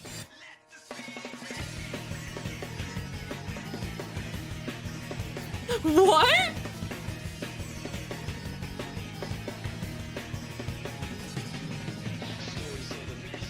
Gemini Elf was a strict upgrade in terms of attack points, and so it became the new face of powerful level 4 monsters. Gemini Elf, like, you know, we have Mechanical Chaser beat now, hooray! The other card, Bazoo the Soul Eater, was a bit more interesting. Bazoo's effect let a player remove up to 3 cards in their graveyard from play, and its attack would go up by 300 points for each. The card was supposed to specify monsters in its effect, but due to a translation error, any cards in the player's graveyard could be used. This made it very easy to crank Bazoo up to 2,500 attack points, and if the player was low on resources, it could still at the very least trade blows with a Gemini Elf. Interestingly enough, this set also included a hard counter to Bazoo, Kaiku the Ghost Destroyer. Kaiku wasn't as powerful as Gemini Elf or even Mechanical Chaser, but it was one of the first monsters in the game to have both a high stat value and a powerful effect. Gemini Elf was like Super Saiyan 2. Everyone can be Super Saiyan now, so all the 1800 beat sticks, they all can gain decent effects now. You got stuff like Kaiku, where it just prevents the graveyard from being manipulated. Kaiku is a very interesting card because this was like La Jin power creeped like to infinity, you know? Kaiku could not only get rid of resources from another player's graveyard, but it also had an effect that prevented the opponent from removing cards in the graveyard from play, which by extension could stop Bazoo from increasing its attack points in the first place. Speaking of Bazoo, Kaiku also benefited from a similar translation error. At first, they're mistranslated, and you can remove any card for these cards. So Kaiku could remove any 2 from the graveyard, Bazoo could remove any 3, and the trap card, most importantly called Skull Layer, could remove any cards from the graveyard to pop. So if you go read Skull Layer, it's along the same concept, and you remove from play any number, and instead of monster cards, it's cards in your graveyard, destroy a face-up monster on the field whose level is equal to the number of cards. So for just 4 cards out of your graveyard, you can go pop any level 4 that's getting summoned. One more monster of note was Zombira the Dark. In a vacuum, without taking card price and availability into consideration, this card may not seem very good. But Gemini Elf was a secret rare, making it very difficult for the average player to get their hands on 3 copies. Zombira, however, was a common, and despite his many restrictions, he could kill 1, potentially even 2 copies of Gemini Elf all by himself.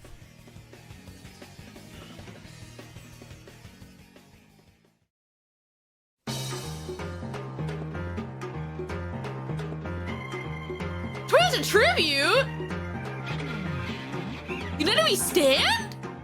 In addition to many high-attack monsters, this set included 2 extremely powerful equipped cards. Mage Power and United We Stand both boosted the attack and defense of the equipped monster relative to the number of cards the player controlled. They allowed monsters to easily reach some pretty absurd attack values, and they even brought about another offshoot of the basic beatdown strategy focused on Maha Vilo, a monster that had been released all the way back in Magic Ruler. Many decks that didn't play Maha still ran both of these new cards as well, but they weren't staples the same way any of the 3 new monsters were. Mage Power and United We Stand, like you said, it's like the first like genuinely good equip spells, just because of like, it seems silly that these cards used to be good, but like if you go like summon monster set 4 Mage Power, that monster has like 2,500 extra attacks, so just the power scale of how big a monster could get would just be absurd. Most of the new trap cards were either niche or subpar, but one was good enough to join the other staples like Imperial Order and Mirror Force. Torrential Tribute was like a combination of Trap Hole and Dark Hole, and because of its reactive nature, one could argue that it was even better than Dark Hole was. But Torrential is probably the most impactful card long-term from this set. Torrential Tribute, Everything gets destroyed. a board wipe that you could flip on your opponent's turn. It wasn't even, they didn't even have to attack. It could just be on summon. People are smart about it. They use their Sangans to toggle it themselves.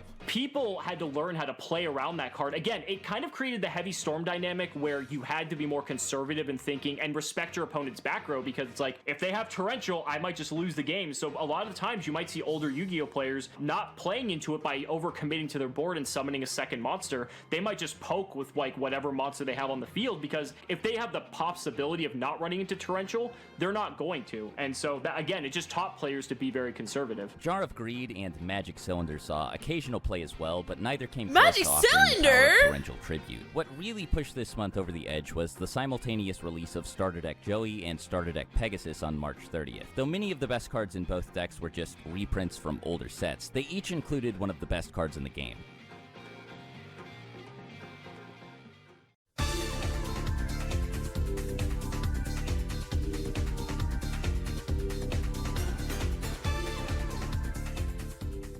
Scapegoat and Graceful Charity were both better than any of the Magic cards in Labyrinth of Nightmare. While there was some debate about whether Scapegoat belonged in the main deck or the side deck, and some people opted not to play it at all, it certainly had a noteworthy metagame presence, probably enough to warrant being called a staple. Even though the tokens it generated couldn't really be used for anything, at least not yet, this kind of defensive power was almost unprecedented. Unlike Swords of Revealing Light, this card didn't need to be activated preemptively and could be used to intercept incoming attacks, not to mention it also wasn't vulnerable to magic and trap card destruction. Now all that said, as you may expect, Graceful Charity was definitely the better card here. You would have been hard-pressed to find anyone who wasn't running it in their main deck, and it isn't very hard to see why. Graceful Charity, this should have been banned before it even was legal, but You draw 3 and you discard 2. It more or less did the same thing as Pot of Greed, and while it wasn't necessarily better, it also wasn't necessarily worse. It could be either or depending on the I don't know. Because I feel like Graceful Charity at least can filter, right? And if your deck wants things engraved, again, I don't even know what cards have any grave effects, but in the context of cards having grave effects, I think Graceful Charity's better. Draw 3's nuts, dude. It's crazy. In the best format, it's Crowd and Tear Limits. Obviously, yeah, I would say, I guess, like, modern meta, it's objectively better, but no. I'm saying, like, what cards have graveyard effects in this time period, in 2003. I'm not saying in general. 2003, I mean. I know there are lots of cards that can take advantage of sending things to grave now, but 2003, I mean. Right? I don't know if there even was anything that could take advantage of being sent to grave. But once that does happen, this thing's fucking crazy. Drawing 3 and discarding 2 is nutso. Not till later. Pitch Jinzo, Reborn Jinzo. I mean, true. You have access to Monster Reborn in hand. I remember distinctly how crazy Graceful Charity is. When I did that stream with Tarot, that was, anime only cards. Graceful Charity went nutso. That card went crazy. I think Graceful Charity was Gage. I think it's when we did band only cards. I think we used Graceful Charity in that one. I think. I don't know, I've done so many like weird challenge videos, I forgot what card I played and what. It was with Gage. Yeah. That's crazy. Oh my god. Anyway, back to video. situation, and the discard cost, while usually a drawback, allowed players to do a lot of things that Pot of Greed didn't. Let's say you drew like Monster Reborn off Graceful Charity, but then you could like discard the Jinzo in your hand and Monster Reborn the Jinzo. Like, that's so powerful. And just for simplified Yu-Gi-Oh back then, it was just taking the game to a completely another level. And as if these cards hadn't already done enough for the game, just a little over a week later, Stairway to the Destined Duel shook things up again by introducing 2 more staples to the card pool. Each copy of the game included a promotional pack, and all of these packs contained the same 3 cards. One of them was nothing more than a collectible for fans of the anime, but the other 2 seemed like they were tailor-made for competitive play. Harpy's Feather Duster more or less speaks for itself. This was the Raigeki. Wait, the debut of Harpy's Feather Duster was a fucking GBA game? That's crazy. Actually, I guess that makes it funny, because isn't, what, in the early days collection, wasn't the promo in that also Harpy's Feather Duster? Right? That's crazy. I guess that kind of ties back to this. That's so cool, actually.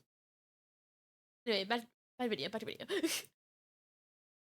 to Heavy Storm's Dark Hole, and was just as popular as you would expect. Sinister Serpent, on the other hand, was powerful in a way that wasn't quite as obvious. At first glance, it doesn't really appear to do anything, but as it turns out, there were actually a lot of very easy and useful ways to take advantage of its effect. You essentially created infinite discard fodder for you. So, just as an example, if you did decide to play cards like, let's say, Magic Jammer, or just any good discard card, Graceful Charity would probably be a better example here. It's a card that you choose to play in your deck that you know technically doesn't do anything, but if you ever have it in tandem with these other cards that require you to discard, whether for cost or as part of the effect, you aren't losing any card advantage as a result of that. And the funny thing is, in a very simplified game state, you could effectively just keep setting Sinister Serpent over and over again, so you never technically lose a monster while you're drawing cards off the top of your deck each turn. So This card's banned, right? This can't be... right? That can't still exist, right? It got an errata? Ah, that makes more sense. I was gonna say, there's no way that it still exists in this capacity, because that's nuts! What do you mean every turn it comes back to hand from grave?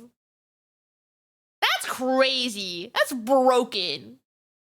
I got an errata, it's terrible now. I've from what I've noticed, a lot of cards end up that way. Cause what? Didn't Dandelion also get an errata that makes it terrible? Dandy's banned? No, yeah, they got a retrain. Yeah. OG still banned. I see. Anyway, back to the video. it was this really weird card, but it actually just made a tremendous impact on the game. As usual, most of the best new cards made their way onto the limited list. Between the two updates released in April and May, 9 total changes were made. Graceful Charity was the only semi-limited card, while Magic Cylinder, Sinister Serpent, Harpy's Feather Duster, and the 2 new equip spells were all limited. Sengen and Heavy Storm made their way to the limited section as well. In Sengen's case, because he, like Witch of the Black Forest, continued to get better every time new monsters were released. They just they power crept themselves as more good stuff came out. And in Heavy Storm's case, because Harpy's Feather Duster did the same thing it did. By this point, it was pretty clear that Yu-Gi-Oh! Was a much different game than it had been a year prior, but one thing hadn't changed, and that was that Beatdown was still the best deck around. Despite how many challengers had attempted to take its place, this was still the most popular and most powerful deck in the game, just like it had been back in May of 2002. The deck was a sort of Ship of Theseus, though. It's hard to say whether or not it was the same deck it used to be, since pretty much all of the original pieces had been swapped out for new ones. At this point, the deck was certainly more control-focused, especially when compared to truly dedicated versions of the beatdown strategy, but it still aimed to do the same thing, overwhelm the opponent with powerful monsters while using other tools like magic cards, trap cards, and effect monsters to control the game. It's also worth pointing out that even with Mechanical Chaser out of the picture, there were still plenty of expensive staple cards that a lot of players either couldn't or... This is nuts. Jinzo being $61? Gemini Elf being $47? Morphing Jar 128 is crazy. Everything else is like par for the course for like modern Yu-Gi-Oh, right? Like seeing a card be $20 is like not like weird. That's like fine, right? That's Yu-Gi-Oh. That's not a foreign concept to me. But Morphing Jar being $128. Crazy.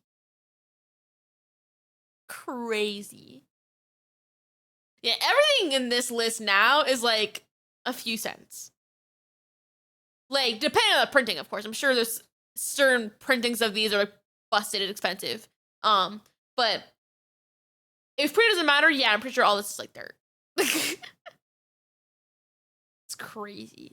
Or didn't feel like paying for. This obviously affected deck building since it forced people to find alternatives to anything they didn't have, which allowed a lot of cards to continue seeing play that otherwise wouldn't have. Speaking purely in terms of optimization though, there really was no reason to play most of the stuff that had defined the early game, and surprisingly, the same was soon to be true of the beatdown deck itself. One of the deck's oldest rivals, Hand Control, was about to be powered up substantially by the release of Legacy of Darkness in June and Pharaonic Guardian in July. These two sets changed the game in plenty of ways, and one of the most notable ways they did is by giving Hand Control a bunch of new tools. I summon the spirit monster known Yata? What? Legacy of Darkness had Yatagarasu and Drop-Off, and Pharaonic Guardian had Spirit Reaper and Donzalug. What was perhaps the most surprising about these 4 cards is just how good they actually wound up being. None of them were all too different from White Magical Hat after all, and if that card hadn't pushed hand control over the edge, well, it was hard to see why these would. Donzalug in particular was almost identical, but despite this, he was arguably the most important piece of support the deck received in either set. There were a handful of different reasons for this, but more than anything else, the card owed a lot of its success to Mystic Tomato, which had an extremely strong metagame presence at the time. Tomato had always been fairly popular following its debut in Magic Ruler, but now that Sengen and Witch were both limited, it was seeing an unprecedented level of representation. The fact that everybody could only play 1 Witch and 1 Sengen meant 2 things. First, that they showed up in the hand a lot less frequently, and second, that using one to search for the other was a much bigger commitment now that players had no extra copies to fall back on. Mystic Tomato did a lot to minimize both issues by providing consistent access to both monsters and letting players pick which one they wanted to summon based on what monsters they wanted to search for. Anyone who was already playing Mystic Tomato for this reason didn't have to go out of their way to include Donzalug in their deck, since he was also a dark monster with 1500 or less attack. This was one Do we get to GX area yet? No, we're still in dual monsters. Also, I find it very interesting how all the boxes right now have Yugi on them. They have anime characters. Because, like, modern Yu-Gi-Oh! I don't think I've seen a single anime character on a main set box. It's crazy. Because, like, I know they do, like, what? Is it, like, Battle of Legends? I can't remember what the subname of the set is. But those have anime characters, but these are main sets. That's so weird. I guess we haven't had, like, a really... Actually, when was the last time, like, they had an anime character on the main set? Does anyone know? Like, when was the last time? Besides, like, the random sets we have now that are based on the anime. I think 5D is the last time a project was in the box. Really? It only lasted to 5Ds? I'm not counting Megatins either. Megatins are also like a side set. I don't count that. I mean main set. Soulburner isn't like a recent set, right? That's a side set too, right? I'm not counting side sets. They're like funky anime dedicated sets. That's not what I'm talking about. Main set, brand new cards. That's crazy. 5Ds? I think even GX is all monsters. Really? Yugi was the only one for main set? What? I think at this point we just gotta wait till we get to that point of the video. I guess we have to wait till we get to that point of the video. Cause I think this should get us to actually. What? This should get us to the beginning of GX, I think? Right? Like, end of Duel Monsters, beginning of GX is 2005? I think? Only covers Duel Monsters era. I see. Okay. I guess I'll just Google then. I'll Google later. That's crazy. Okay. advantage he had over White Magical Hat, the other being his higher attack point score. One of Hat's most glaring weaknesses was the fact that it could be killed by pretty much any non-flip monster in the game. While Donzalug was no powerhouse, Sengen and Witch couldn't kill it, and it could at least trade with an attack position Mystic Tomato. Together, these two things meant that he was safer and more convenient to summon and easier to keep alive than Magical Hat was, which of course also meant that resolving his effect was a lot easier too. All of these things also applied to Spirit Reaper. While this monster couldn't attack over really any meta-relevant monsters, it made up for this by itself being immune to battle destruction. This protection gave the card added utility outside of its role in hand control decks, particularly as a stalling tool, and ironically made it an effective shield against other monsters with discard effects like its own. Spirit Reaper was also another one that became a very popular card. Donzalug was really good.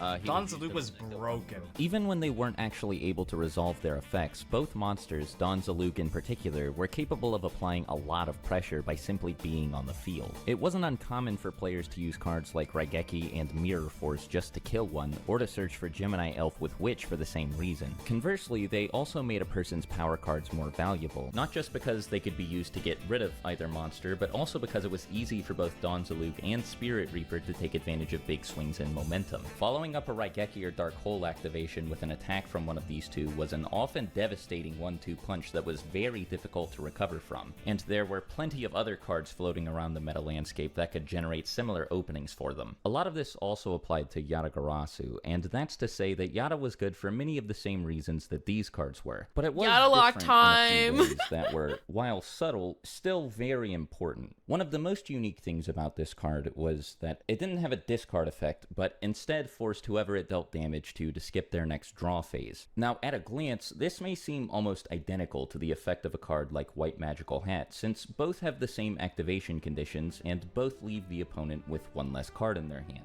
The difference becomes apparent when asking the following question: what happens when these monsters attack somebody who doesn't have any cards in their hand?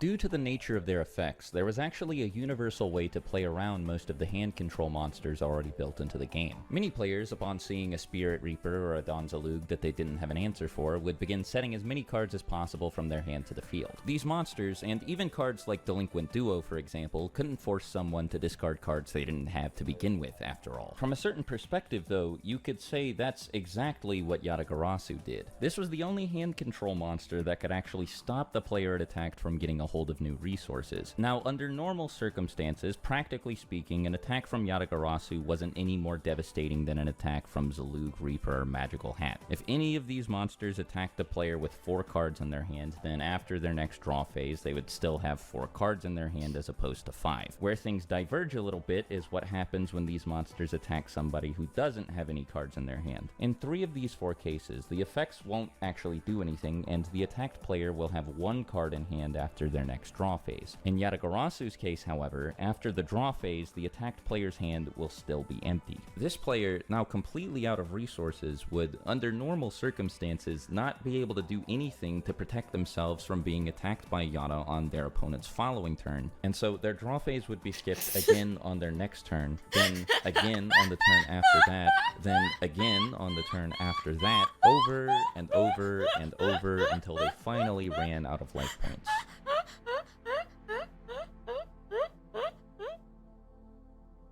Actually, wait. Question. Because Delinquent Duo still exists, right? Isn't Delinquent Duo... Is that 2, right? At this point? Could you, in theory, like... Delinquent Duo your opponent so that their hand basically is empty or close to empty? Oh, is that 1? Okay. No. I don't mean like right now. I mean... No. I meant like at this point in Yu-Gi-Oh! Not right now. No. I mean at this point in Yu-Gi-Oh! In like 2003. It's at 1. I see. It's at 1. Okay. I was gonna say, if it's at 2, couldn't you in theory, like, Delinquent Duo, and if you open 2 in theory, because it's not once per turn, just like rip their whole hand and then Yata-Lock them and they just sit there? That's crazy.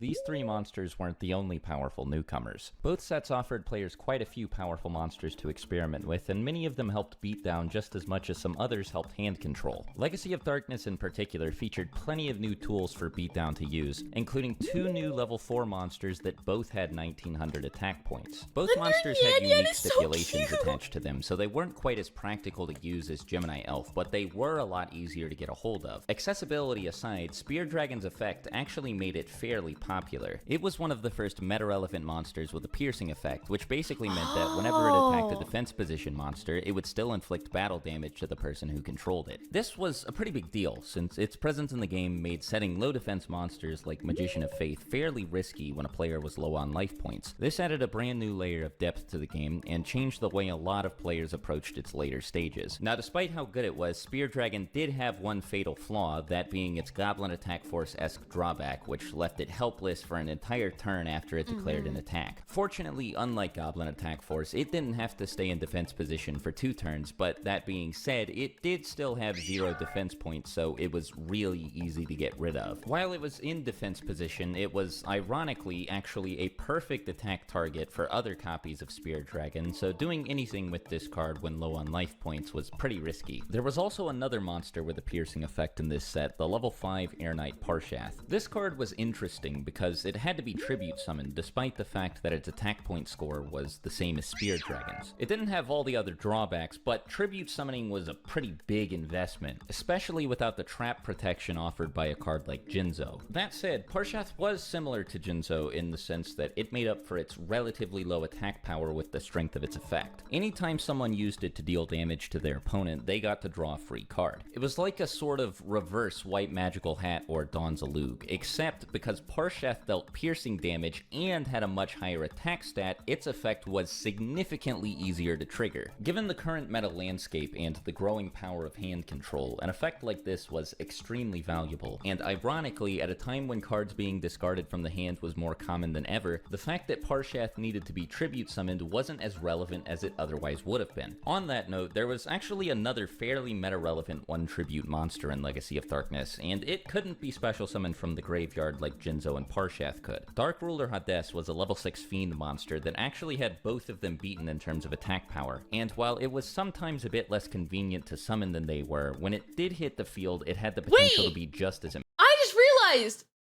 is that like Dark Ruler No More's hand? Is that Dark Ruler No More? He's also skill drained too? Now he's no more. That's crazy. He has a lot of lore? That's crazy. Okay.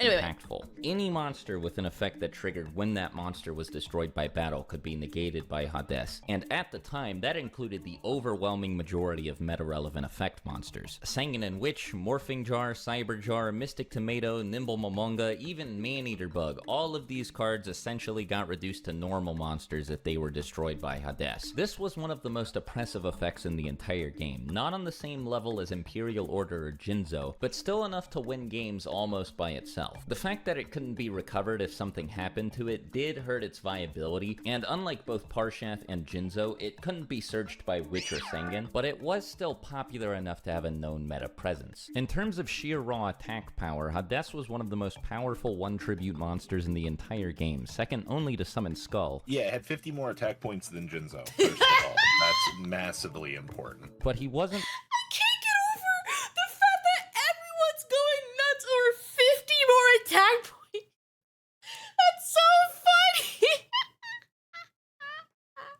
It's silly to think about because now in like modern Yu-Gi-Oh, 50 more attack points means nothing. That's like whatever.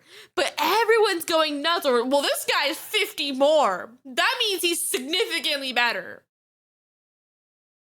That's so funny. The most powerful monster introduced in Legacy of Darkness. There was another newcomer in this set, even more powerful than Blue Eyes White Dragon, but unlike expectations would suggest, it didn't need 2 tributes to be summoned, and actually didn't need to be tribute summoned at all.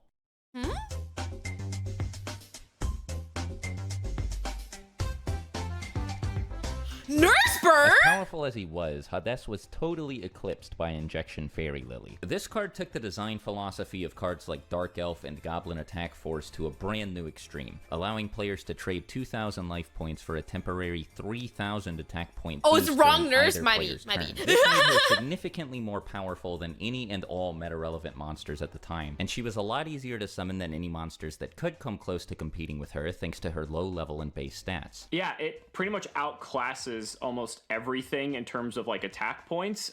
It is a bit high risk because you are paying 2,000 life points to activate the effect. Fairy Lily, I also believe, was limited a bit later on as well, so that just goes to show the power that that card has, because while I would say Exiled Force is better because it has to kill the monster in battle, right? So if, you know, it had some immunity to being destroyed by battle, or just had some other threat, like let's say it was like a flip effect monster or something like that, Injection Fairy Lily is like a little bit weaker in that regard. But like, let's say you had outed Jinzo, let's say there's so many different cards that are just like big, and sometimes you just need something bigger to get over it. Injection Fairy Lily was that go-to card for that. Aside from the obviously steep life point cost needed to attack and defend with her, this card's only real weakness was the fact that she was Earth attribute, which meant that Mystic Tomato couldn't summon her from the deck. She could be summoned by Giant Rat, but this required the person playing her to actually play Giant Rat in their deck. Many people opted not to, since she was already searchable by both Witch and Sengen, and the monsters that Giant Rat could summon from the deck aside from her usually weren't worth the deck space they took up. They weren't all terrible though. Included in this pool of monsters was Nimble Momonga, as well as another newcomer from Legacy of Darkness named Exiled Force. This card could tribute itself to destroy any monster on the field, so in essence it was like a walking version of cards like Fissure and Tribute to the Doomed. It was pretty similar to Injection Fairy Lily in the sense that it was a fairly low commitment way to remove monsters from the board when other monsters couldn't do the job. Since they were both searchable by Sengen and Witch, getting a hold of them was also quite a bit easier than getting a hold of magic cards with removal effects like Raigeki, Dark Hole, and Fissure. Jinzo and Imperial Order could also shut down cards like these and other forms of removal like Torrential Tribute and Mirror Force, so there were a lot of in-game situations that only these two could deal with. Of the two, Exiled Force was particularly reliable because it didn't have to attack to remove monsters from the field, so cards like Mirror Force and even Magic Cylinder couldn't stop it. Really, the only way to prevent an effect like this from going through was with a card like Solemn Judgment, which, while more popular now than it was when it released, was still far from seeing widespread competitive play. As for other utility monsters introduced in both sets, there were a handful, but they all saw varying levels of success. Twin-Headed Behemoth could revive itself at the end of the turn it was destroyed. Sasuke Samurai could destroy any defense position monster regardless of how many defense points that monster had, and without flipping that monster face up if it was set face down. Lesser Fiend would remove monsters from the game entirely when it destroyed them by battle instead of just sending them to the graveyard. And Guardian Sphinx, well, this card was like a one-sided Cyber Jar that only got rid of the other player's monsters, and instead of destroying them, returned them to the hand. Unlike Oh my god! I remember Guardian Sphinx. It's not from like anything of being, oh, I played this back then. It's more like I did a video or stream where it was like ChatGPT builds my deck list, make my deck list, and I asked for a Labyrinth deck. And it gave me some jank, obviously not like Labyrinth, like the archetype. So, but it put Guardian Sphinx in there, and I think it was someone was playing Chaos Max, and they scooped because I kept doing shit like this. most other flip monsters, though, Guardian Yeah, I Sphinx's actually went with effect the wouldn't deck. activate if it was attacked and flipped face up. Rather, it needed to be flip summoned, which, coupled with the fact that it needed to be tribute summoned, made it a bit less consistent than cards like Cyberjar. It was still very powerful, though, especially because the effect could be used more than once, but it wasn't nearly as popular as Cyberjar had been and still was. Speaking of Cyberjar, though, there was actually another brand new jar monster introduced in Legacy of Darkness, and it was without a doubt the most annoying one yet. Fiberjar? Fiberjar. What? If we're talking about poorly designed cards, That was a big card. You got the reset button. definitely one of the biggest nightmares ever. Let's just be thankful that Noblemen of Crossout existed, and Exiled Force by extension. Like the other jar monsters, Fiberjar Each player shuffles all cards from their hand, field graveyard into deck, then shuffles. Oh my god! Also, question. Also, first off, thank you for the raid. Welcome, Raiders. Hi, I'm Nova Pick Card Games. Thank you for the raid. Anyway, back to what I was saying. Maybe I just have never seen it, but is there like a spell or something like that that like flips? Like if you set it, can you like flip it again on your turn to trigger it? Is that a thing that can happen?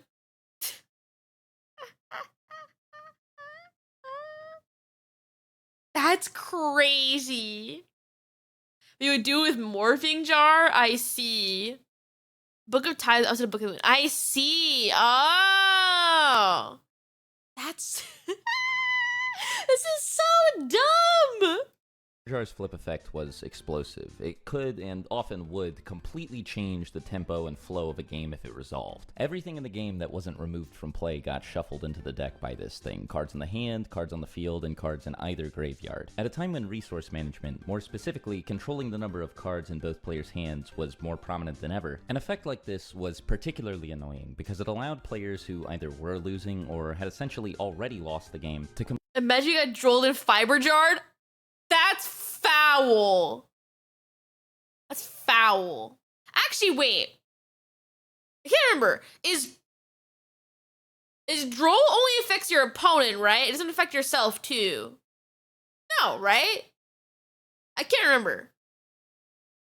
It's both? Okay, then droll would actually kind of suck. Droll chained to this is actually kind of terrible. It'd be foul. It'd be fucking... but also suck. Okay. completely equalize the playing field with just one card. You're basically playing game 2. Of course, Fiberjar also shuffled itself back into the deck with this effect, meaning that it could be used again in the same game and then again after that. When you read it, it's like, oh, this is kind of cool. Like, restarts the game, and then you realize that that means the game could essentially go on like to infinity, and it kind of just creates all these like weird situations, and I'm just happy that card's on the ban list. The prominence of hand control cards, even outside of dedicated hand control decks, ensured that this card became a staple almost immediately after its release. It was easy to use, and it was an extremely effective comeback tool, arguably more so than both Morphing Jar and Cyberjar. Plus, it was also searchable by both Witch and Sengen, who, as mentioned earlier, could be summoned from the deck by Mystic Tomato, so in the event that things did start to go south, getting a hold of this thing usually wasn't particularly difficult. There was also a surprising lack of reliable ways to counter it at the time. Exiled Force and Sasuke Samurai were the only searchable ways to destroy Fiberjar without allowing its effect to resolve, and this likely contributed to the fact that along with Fiberjar and Yatagarasu, Exiled Force was one of the most popular cards introduced in either Legacy of Darkness or Pharaonic Guardian. Most of, as a matter of fact, the overwhelming majority of staples added in both sets were monsters, but there were a handful of new magic and trap cards that managed to shake things up a little bit. Out of nearly 100 Book of Moon, my beloved? Legacy of Darkness and Pharaonic Guardian, these three saw the most immediate tournament success by a wide margin. Book of Moon was the least popular card here, but it was still played by a large portion of the player base due to its immense flexibility. It lacked the obvious power and explosiveness of cards like Raigeki and Pot of Greed, but as a quick play magic card that could be used on monsters from either side of the field, there was a stunning amount of different ways that this card could be used. Ring of Destruction was the standout card here. It was the staple of both sets. Anyone who had the card played it. You either had this card or you didn't. If you had it, then you would win. If you don't have this card, unfortunately, you're always at the mercy of someone's Ring of Destruction.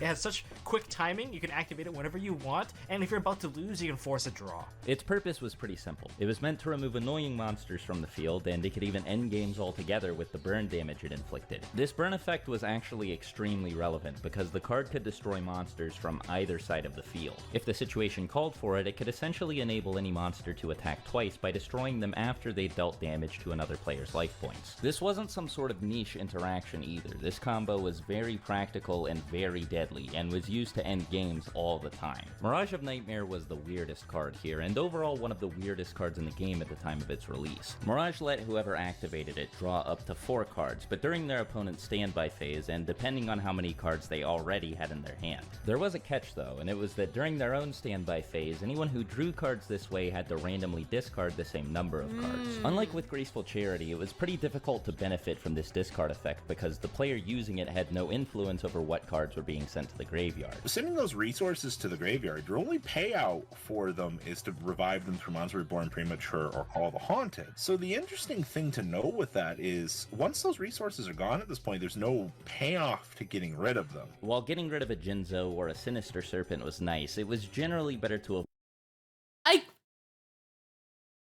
This doesn't exist anymore, right?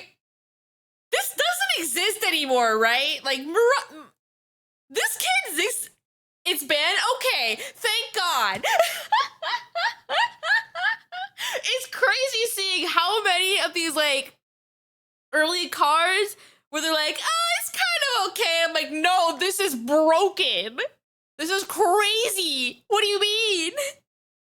Okay. Avoid having to discard cards altogether with this effect, because of, again, the lack of control the player had over what they discarded. The card saw tournament success in spite of this for two reasons. First of all, the ability to draw 4 cards at the same time was excessively powerful, especially at a time when cards with hand destruction effects were all over the place. Second of all, there was actually a way to bypass this discard effect, and that was by destroying the card before it could resolve properly. Since Mirage was a continuous magic card, it had to stay on the field for anything it wanted to happen to actually happen. So just about everyone who played it also took to running 2 or more often 3 copies of Mystical Space Typhoon which they could use to destroy it, something that wasn't particularly common before this point. Since Typhoon was quick play, it could be used during the draw phase or the standby phase to destroy Mirage before it could force the player to discard anything. Mystical Space Typhoon had plenty of other applications outside of this specific interaction as well, so the people who played this combo usually didn't feel like they were losing anything by playing these additional copies of the card. If Imperial Order was set beforehand, it could also be used to negate Mirage's discard effect during the standby phase. So especially when considering all of the other cards with draw effects in the game and the fact that Mirage allowed the player to draw up to 4 at once, it was pretty standard to see it together with one of the cards that could stop its discard effect. Both sets made a handful of other notable additions to the game, like Pharaonic Guardian's Gravekeepers and Legacy of Darkness's Warrior type support, which was the foundation for something that would eventually go on to become known as the Warrior type toolbox. But for now, decks built to focus on concepts like these took a backseat to beatdown and hand destruction decks, which were at the time, without question, the 2 most powerful and most successful decks in the game. As was standard by this point, each set's release brought with it an update to the limited list, one in July for Legacy of Darkness and one in August for Pharaonic Guardian. Together, these updates made a hefty number of changes, and between them, many of the new staples ended up in the limited section. Graceful Charity was also limited in August, which was a pretty big but not necessarily unexpected change since nearly every successful tournament deck had included 2 copies of Charity for as long as they'd been allowed to. The July update also semi-limited 4 new cards from Legacy of Darkness, and the August update took Limiter Removal and Backup Soldier off the list entirely, but these were comparatively minor changes. Most players agreed that the limits specifically were pretty significant, which was especially important because these changes were going to be enforced at an upcoming tournament that was, well, it's difficult to properly convey the magnitude of something like this, especially compared to the extent of what the majority of Yu-Gi-Oh! Players had experienced by now, which was a typical weekend at locals. This upcoming tournament was a bit more high profile than that. Ladies and gentlemen, Upper Deck Entertainment and Konami Corporation welcome you to Madison Square Garden for the Yu-Gi-Oh! World Championship 2003. Announced on June 30th of 2003, the World Championship was an invitational tournament featuring 18 players from all around the world. The participants were all either national champions or top-ranking players on the game's official leaderboard, which kept track of player scores based on their performance at smaller tournaments. All 18 of these players had already proven that they were among the best in the world, so it goes without saying that this was, up to this point, the pinnacle of competitive Yu-Gi-Oh! Altogether, the deck lists submitted by the players paint a clear picture of the contemporary metagame. Control and Beatdown were the decks to look out for, and were the only decks represented at the World Championship. This was the perfect opportunity for Hand Control and those who believed in it to prove what it was really capable of by putting itself to the test against the deck that had defined the game for the past year and a half. To say that the Hand Control players were successful in doing this would be an understatement. Almost all of the Beatdown players at the tournament were eliminated during the first round, and those that did make it to round 2 were playing Beatdown Control hybrids. None of these players would go on to win a single match during the tournament's top 8, leaving Control as the only deck represented from the semifinals onward. There was no room left for doubt at this point. Beatdown had been completely obliterated, and Hand Control had taken its place as the new best deck in the game.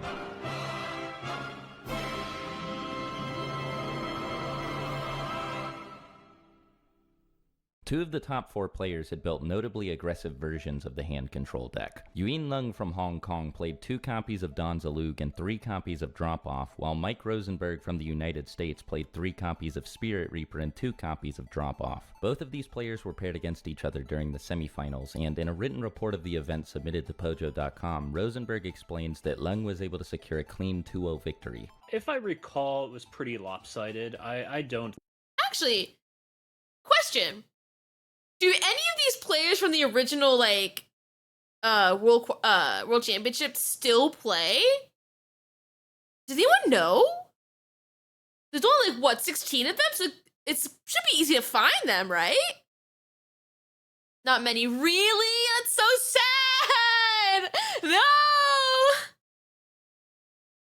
Maybe Time Wizard events, maybe. Allow us to switch to other games in that time, yeah, because there's times where Yugi almost died, right? Yeah, I wouldn't blame them if they stopped, but like, it's still kind of sad. You know what I mean? Maybe one of them runs a Chili's.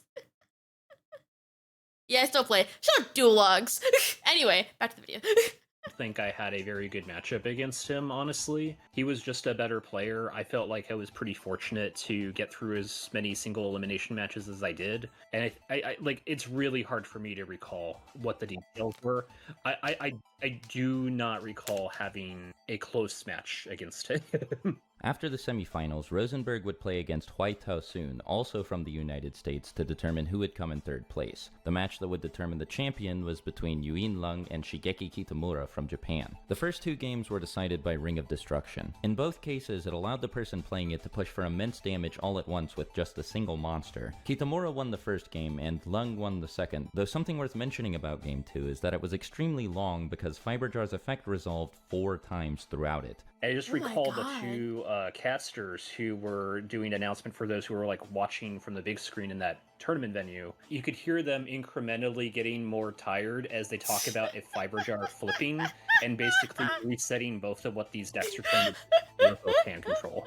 As the last two had been, Game 3 was extremely intense, but was ultimately decided by a late-game heavy storm played by Lung. This allowed him to safely attack for game, winning him both the match against Kitamura and the title of world champion. Mike Rosenberg, meanwhile, secured a third-place finish by winning his match against Huaitao Soon, meaning that both of these highly aggressive builds of the hand control deck went completely undefeated at the world championship aside from their lone run-in with each other. Something Rosenberg's deck lacked in comparison to Lung's, however, was the consistency provided by playing Mystic Tomato. Lung and Kitamura both played 3 copies of the card, and they were the only players at the World Championship who did. Even Upper Deck's official coverage of the tournament made note of this, remarking on the power of, to paraphrase them, the heavy deck manipulation provided by Witch, Sangan, and Mystic Tomato. Lung and Kitamura's success at this event would make playing Mystic Tomato, and to be more specific, playing 2 or 3 copies of the card significantly more popular going forward. Something else that played a role in Yuin Lung's victory, though, was his side deck, which was more well tuned to the competition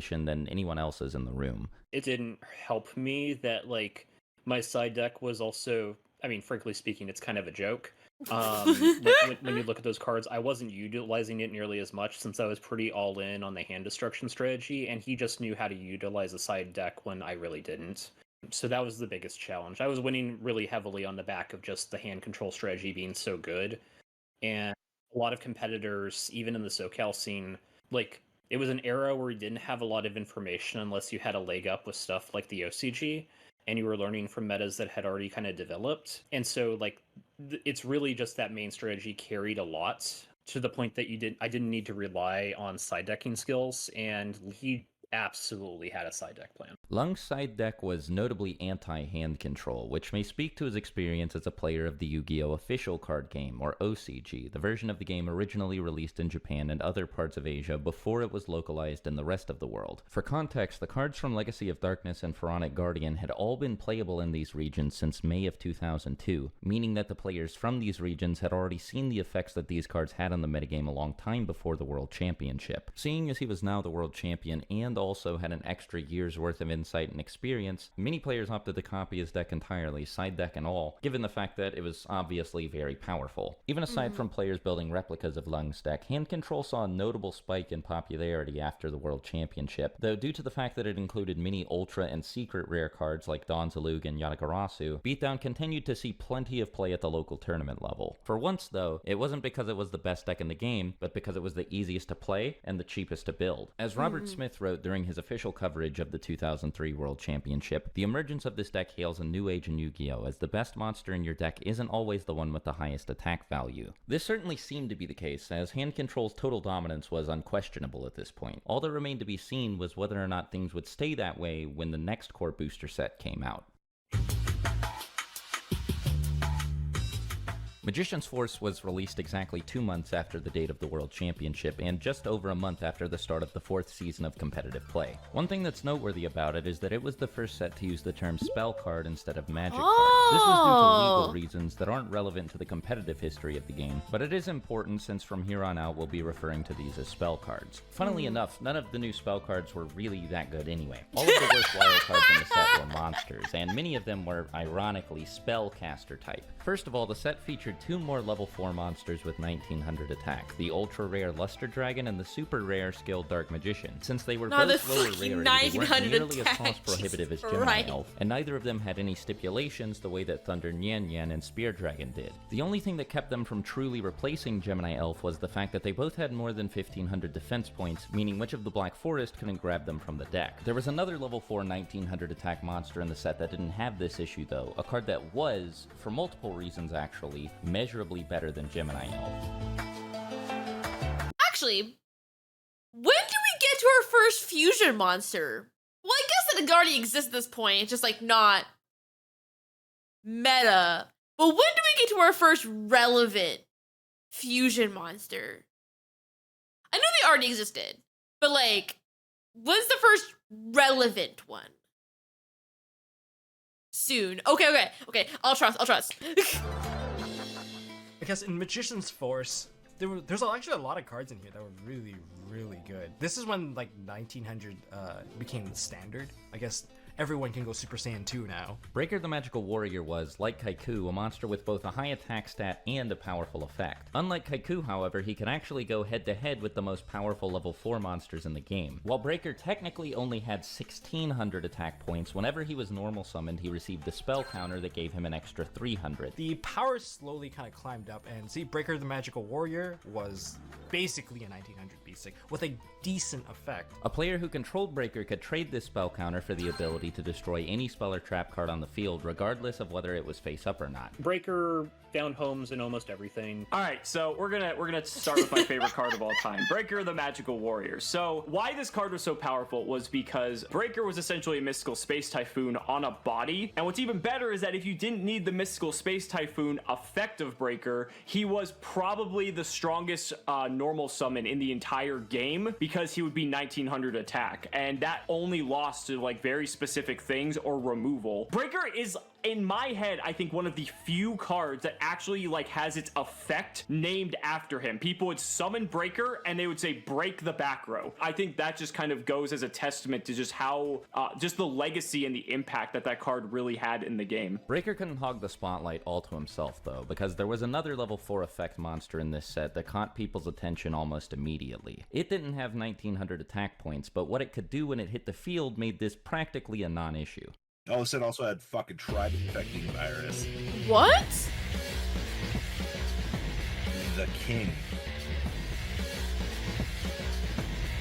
Tribe Infecting Virus had all the makings of a staple monster. It was good for all the reasons that Exiled Force was good, but was better in a handful of ways due to multiple advantages. It had more attack points, could destroy more monsters at once, and didn't leave the field when it used its effect. It also wasn't once per turn. And you can tribe your opponent as much as you want as long as you have cards in your hand. Unsurprisingly, Tribe was one of the most popular cards in the set and immediately became a metagame staple alongside Breaker. When the ban list was updated in November, these were the only 2 cards added, and both of them were limited. I feel like a lot of these cards are just disgusting in the context of 2003. Or no, are we in 2004 yet? No. We're still in 2003. This is foul circa 2003. Oh my god! Oh, we are 2004? Anyway, this is foul. This is disgusting. Wait, Witch searchable? How is it searchable on Witch? I thought Witch wanted darks. Wait, no, Mystic Tomato wanted darks. What is Witch? Oh, Witch is, oh, right, it's defense. Oh my god, you're right. It is searchable from Witch. That's so bad. Oh my god. That's so bad. Oh my god. That's disgusting. Wait, that means Breaker's all. Oh no, Breaker wants to be normal summon, so it's not really worth searching off Witch. That's foul. Because Witch special summons, right? That's foul. Oh, searches to hand.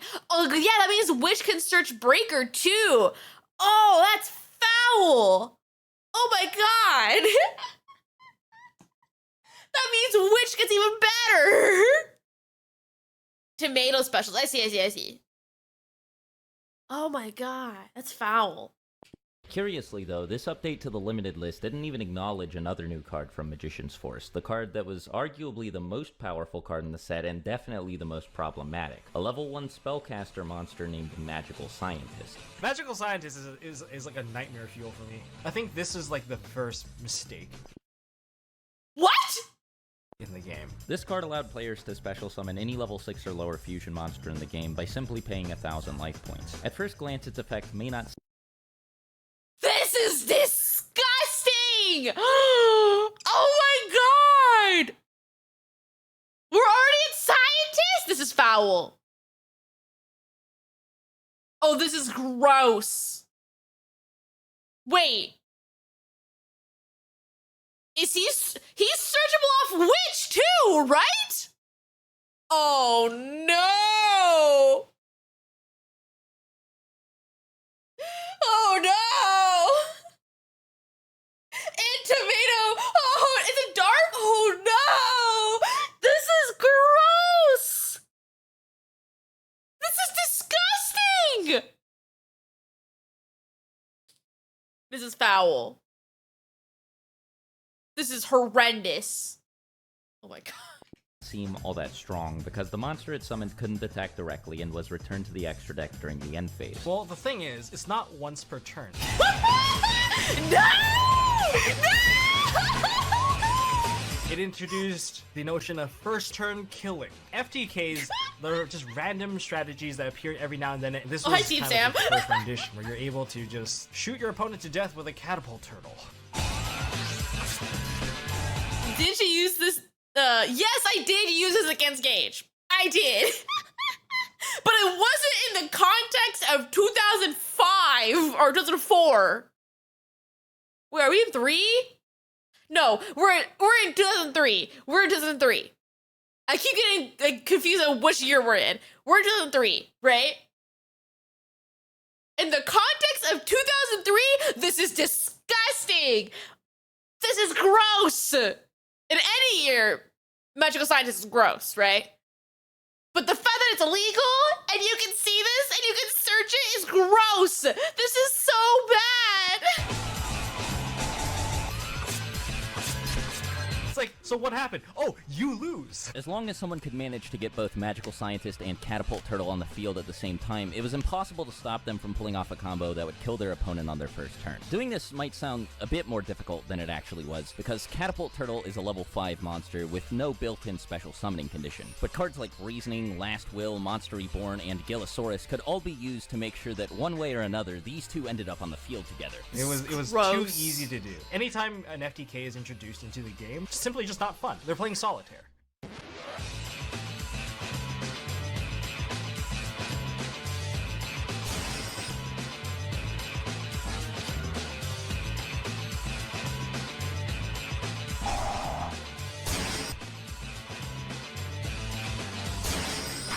The only thing that the Magical is Scientist foul. deck really lacked at this point was consistency. At the time of Magician's Force's release, the accessible card pool was fairly limited in what it could do to streamline the process of getting a hold of the pieces needed to perform this combo. So while Magical Scientist FTK didn't dethrone hand control, it almost immediately established its presence in the metagame, and Magical Scientist himself was actually a welcome addition to many hand control decks. He was Oh a my searchable way to God. access pretty much any level 6 or lower fusion monster in the game, which as one would expect was extremely valuable. While the monsters he summoned couldn't attack directly, there was nothing that stopped them from attacking other monsters, and a lot of the fusion monsters he could summon had extremely powerful effects. Thousand Eyes Restrict could get annoying monsters like Jinzo off the field, Dark Balter the Terrible, like Hades, could deal with flip monsters, or monsters like Mystic Tomato, Sanguinar Witch, and Ryu Senshi could protect the player from threatening trap cards like Mirror Force, Magic Cylinder, and Ring of Destruction. So the release of Magician's Force didn't change anything as far as hand control being the best deck was concerned. If anything, it had just made the deck stronger with these 3 new staple cards. It did introduce a handful of cards that saw some experimentation at the local level, but none aside from these 3 that had immediate, long-lasting effects on the metagame. It did not have a ton of relevance on the tournament scene, sans like the 3 that were listed. Which, to be fair, one of them did introduce a new deck. Like there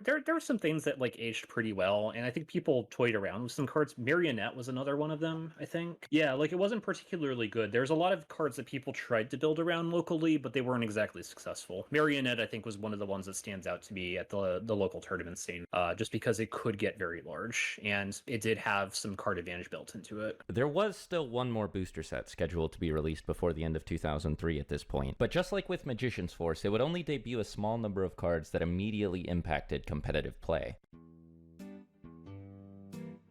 Didn't have an impact immediately.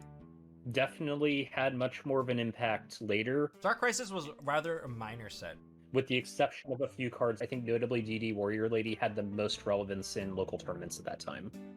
Released on December 1st of 2003, Dark Crisis was the first core booster set that didn't really have an immediate effect on the tournament scene. The set wasn't terrible, and did feature a handful of decent cards, but only a handful. The standout among them was DD Warrior Lady, a card similar in function to DD Warrior Lady? Whenever this card battled another monster, whether she was the one attacking or the one being attacked, she could remove herself and that other monster from the game entirely. Because there were already other monsters with similar removal effects in the card pool at this point, like Exiled Force and Tribe Infecting Virus, she wasn't totally game-changing, but she was good enough to become a metagame staple and find her way into most deck lists. One advantage that she did have over both of them was that her effect could be triggered during either player's turn, which made getting her off the field without another removal effect pretty annoying. Yeah, she was very good, very protective. DD Warrior Lady, what differentiated it so much from Exiled Force is one of the biggest downsides of Warrior Lady is that you have to go to your battle phase, right? But one thing that Warrior Lady did very well that Exiled Force did not is the fact that it could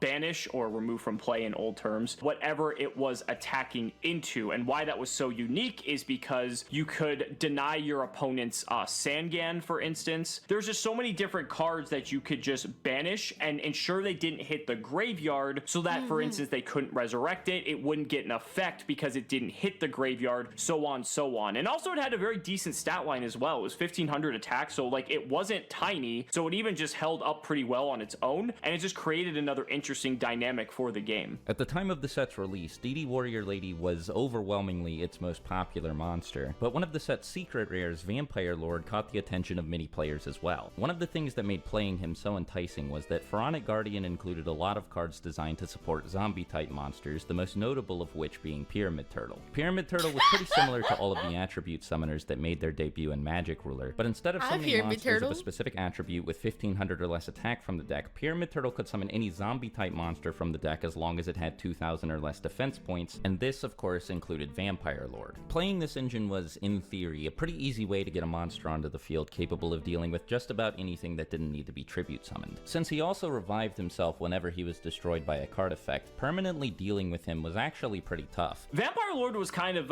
it was one of those cards that was really annoying to deal with unless you had something like, funny enough, DD Warrior Lady, because as long as it kept going to the graveyard by card effect, it didn't have like, it was a 5-star monster and it wasn't like the highest stats, but it was annoying enough that it warranted needing some sort of option to deal with it, because again, like, this is what we were saying earlier when we talked about Pharaonic Guardian. Zombie decks were starting to kind of come up a bit, and people were like looking to Vampire Lord as like a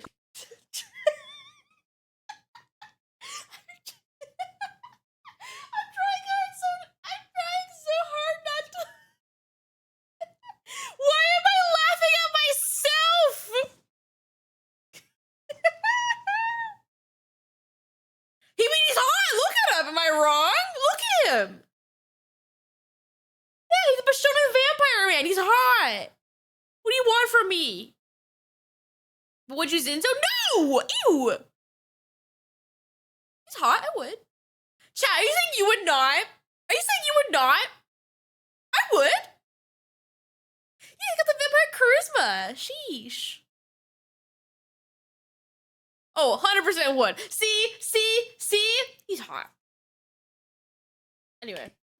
Also, Vampire Lord's effect that a lot of people overlook of sending cards from the deck to the graveyard was actually pretty big, because you have to think, when we're back in the old Yu-Gi-Oh days and like the 10 to 15 spells in their deck are like all really, really good, and you force them to send a spell to the graveyard, it's not like instant card advantage, but like it's forcing them to get rid of one of the best cards at their disposal straight out of their deck. So it was not only just a persistent threat, but it was also slowly draining your opponent of resources, and just a very solid card all around. As good as he was, though, Vampire Lord didn't have the same metagame presence as DD Warrior Lady, and was really only being experimented with at this point. Vampire Lord people played it when they probably shouldn't have. Dark Crisis did also feature another level 4 1900 attack monster, one that was easier to get a hold of than both Skilled Dark Magician and Luster Dragon, and, unlike both of them, actually searchable by Witch of the Black Forest. Archfiend Soldier was the first true budget alternative to Gemini Elf that didn't come with any caveats or drawbacks. This set actually had a lot of decent, like, commons and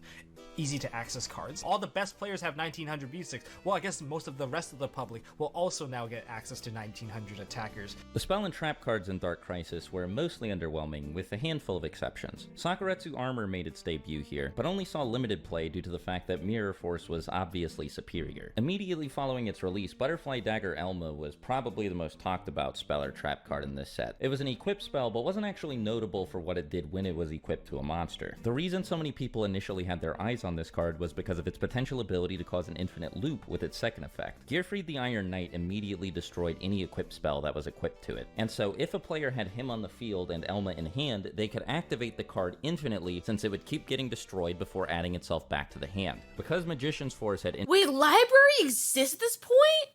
Actually, I'm kidding. Zodi ain't doing shit right now, but oh my god. I don't know why. I thought library was also a newer card. What is this?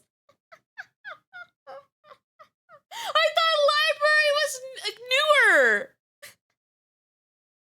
Oh my god. I am a Yu-Gi-Oh baby. That's not like news. I'm a Yu-Gi-Oh baby.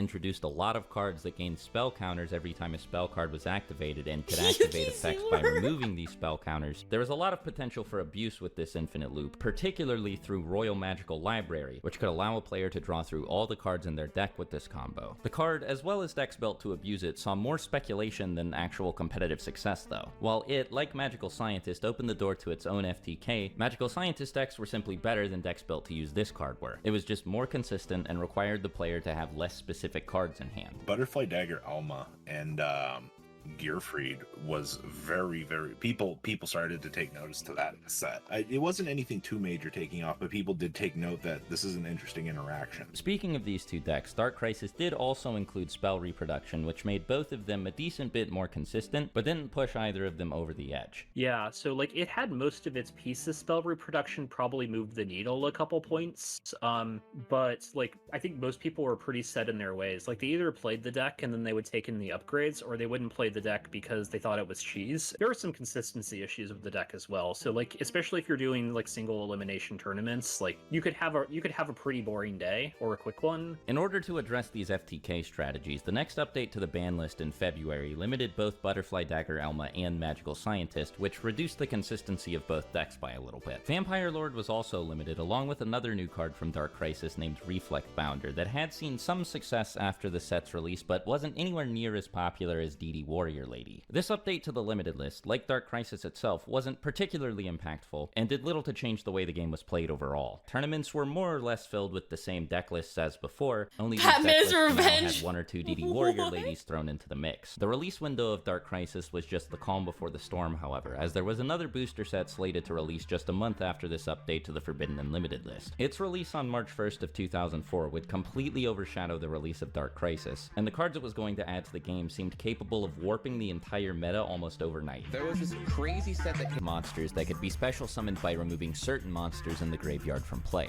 Two of these monsters in particular were, to put it lightly, a pretty big deal. You got Black Luster Soldier, you have Chaos Emperor Dragon. Both of these monsters have 3,000 attack, and they are special summons. They don't eat up your once per turn normal summons. You have a 3,000 attack monster that you can special summon for free. But on top of being big monsters, they had crazy effects. Black Luster Soldier had 2 effects. He could just, I don't even care what the effect is, dude. The other effect, you just get 2 attacks. That at any moment you could possibly die out of nowhere.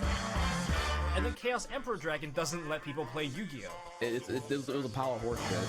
These weren't just staples the way prior powerful cards had been. As soon as it became legal to play them, they conquered and reshaped the tournament scene overnight. They weren't just slotted into decks the way that most cards were. They were so... Wait, so is this like our first tier 0? Or was that with Magical Scientist? Because now no, because I think at this point every deck was like the same, right? Oh, this is our first tier 0. Oh, that's nuts. It only took like a year. It took like only a year. Actually, no, it took 2 years to start tier 0. Oh my god. It took only 2 years for tier 0.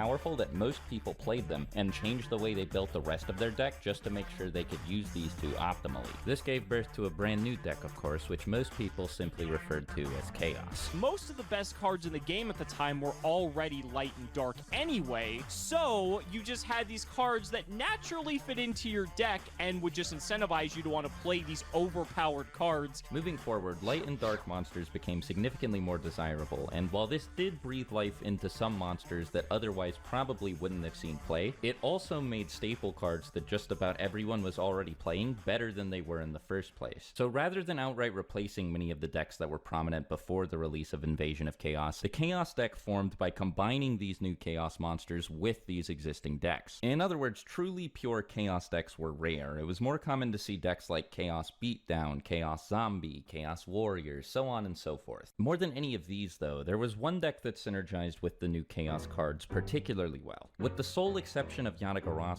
all of the hand control monsters were either light or dark, and all of them could be summoned by their respective recruiter. On top of that, and perhaps most importantly, Chaos Emperor Dragon could fulfill the deck's win condition by itself. Invasion of Chaos hadn't brought with it the end of hand control, it had just made the deck stronger. Rather than allow itself to be made obsolete by the new Chaos engine, hand control merged with it, in the process creating one of the most dominant decks in the game's history. Chaos Control! Despite the fact that it wasn't light or dark, Yata-Lock was one of the deck's linchpins because of the way it interacted with Chaos Emperor Dragon. Though Emperor Dragon's effect was a double-edged sword, designed to leave both players on an equal playing field, the person playing it could dodge having their entire hand depleted as long as there was a Sanguinar Witch on their side of the field when the effect was activated. See, Chaos Emperor Dragon didn't stop the cards it sent to the graveyard from activating their effects. If it sent Sanguinar Witch from the field to the grave this way, they could still search for anything they normally would. Yata-Lock happened to be searchable by both. This actually slotted into hand destruction decks really easily, and Chaos Emperor Dragon was just over the top with, like, a Sanguinar Witch of the Black Forest on the battlefield, because then you get the effect, as soon as everybody loses all their cards, your opponent gets one draw step. If it's a brick, they just never draw another card again because you have Yata in your hand.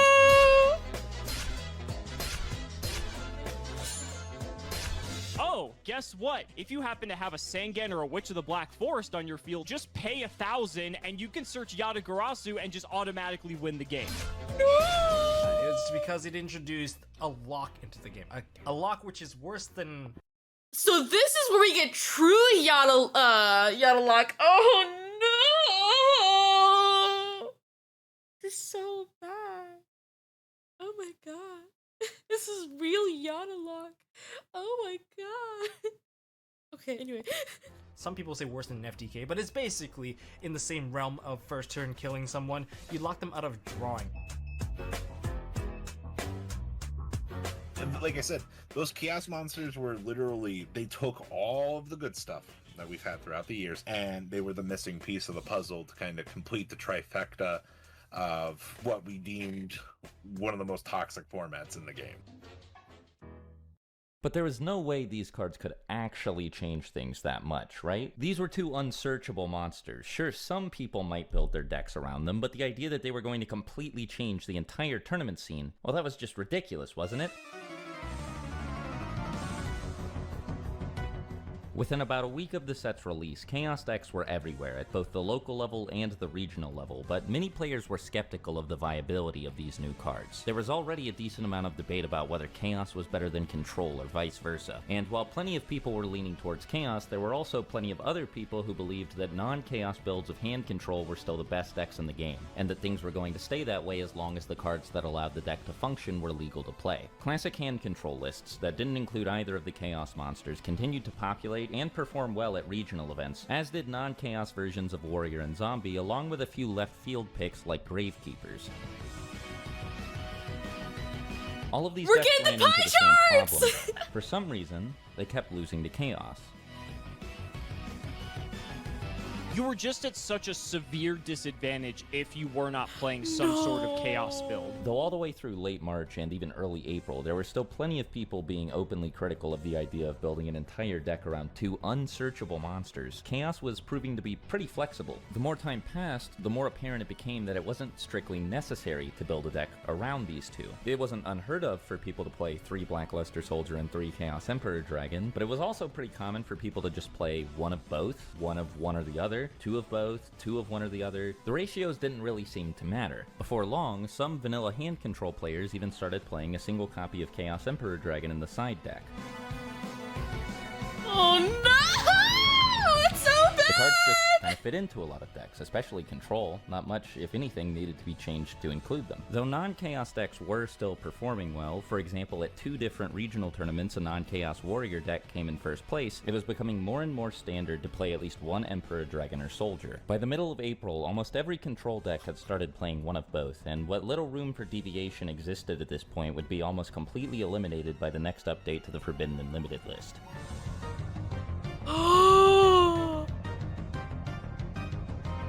On April 17th, Blackluster Soldier and Chaos Emperor Dragon were both limited, but this didn't actually diminish their metagame presence. Strangely, even though there were only 2 of them from this point forward, and they were more often than not the only monsters in any deck that played them that couldn't be searched for by either Witch or Sangan, most people still called the decks that played them Chaos decks.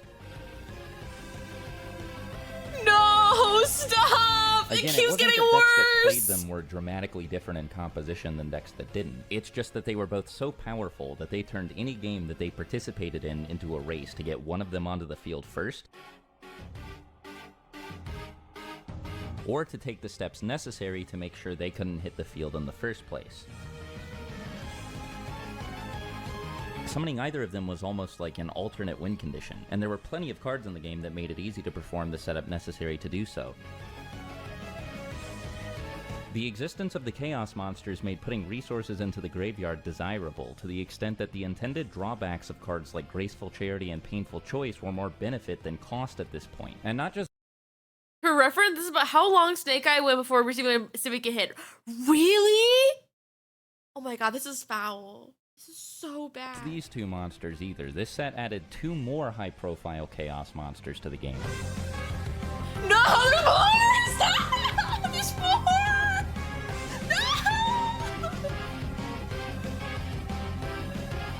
Some people took to running Chaos Sorcerer, essentially a cheaper, less powerful version of Blackluster Soldier, in order to supplement the 2 more powerful Chaos monsters. Chaos Sorcerer just by itself is just an incredibly powerful card. Like, yeah, it has the same cost as BLS or Chaos Emperor, so maybe you're not getting as much value as you would from those other cards, but Chaos Sorcerer is still a 2300 attack monster that can be special summoned for free, and at the very least, it can just banish a monster. There's plays where you can just summon out Chaos Sorcerer, banish one of your opponent's cards, and then use it as tribute fodder for, like, Jinzo? Like, that's insane! Even more popular than Chaos Sorcerer was Dark Magician of Chaos, sometimes referred to as Demok. It didn't function the same way the other Chaos monsters did, but at the time of its release, it was widely considered to be the most powerful 2 tribute monster in the entire game. Its ability to immediately retrieve any spell cards from the graveyard further incentivized the use of cards like Painful Choice and Mirage of Nightmare, since now on top of the fact that light and dark monsters in the graveyard could be considered live resources, Dark Magician of Chaos could turn any spell cards in the graveyard into live resources as well. Its second effect was extremely good at countering Chaos decks, since it could rob Blackluster Soldier and Chaos Emperor Dragon of the fuel they needed to summon themselves, and it was also good at countering vanilla control decks, or any other decks that played cards with effects that triggered when they were sent to the graveyard, which was just about every deck in the metagame at this point.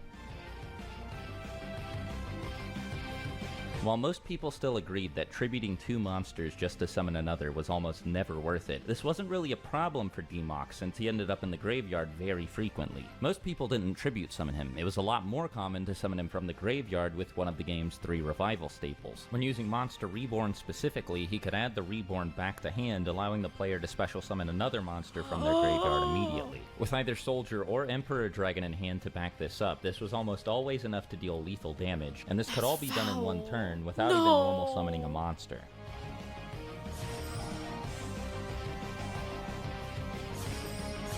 This is gross. No. High-level play was accelerating to a breakneck pace, one where games could be decided in as few as 2 or 3 turns. Most people had more than enough draw power to make sure they saw one of the 2 Chaos monsters that early, and as soon as one of them hit the field, it was game over. As the format continued to evolve, it became clearer and clearer that the only way to compete with Chaos was to play Chaos, or to build a deck that could end games just as quickly as it could. Oh no.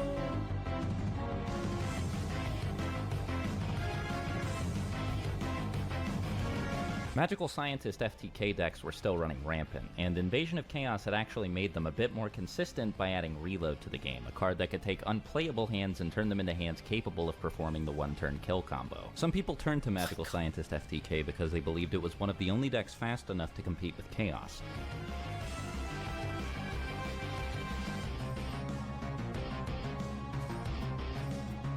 This is foul, The bro. new set had also laid the groundwork for another similar deck by adding Manticore of Darkness to the card pool.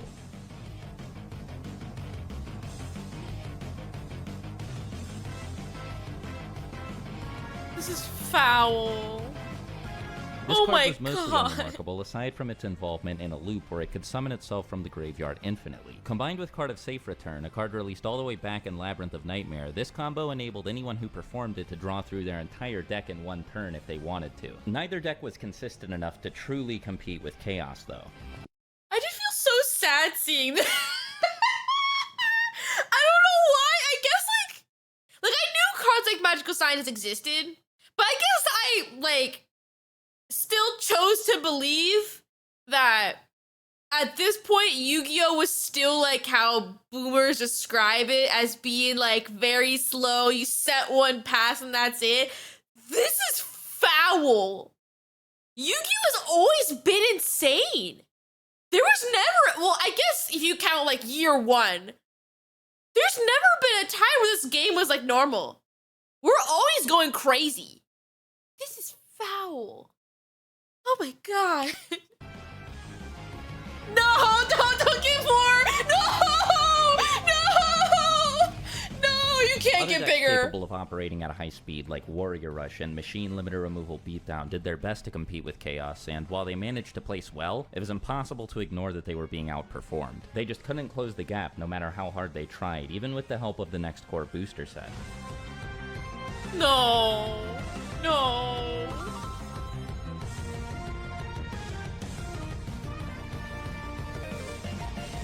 Ancient Sanctuary was... Is this bigger than tier now? I think so. What's the highest percent? Does anyone know the highest percentage that tier was at an event? Like any major event, I mean. Because this is like nuts. Zoo had 100% pie chart in one event? Like a real major event, not like a locals? What the fuck? It was a what? That's foul. That's foul. Released on June 1st of 2004, but it was a total dud of a set. Only 2 of its 111 new cards saw any immediate success, and neither of them did anything to make Chaos any worse. No, don't get no.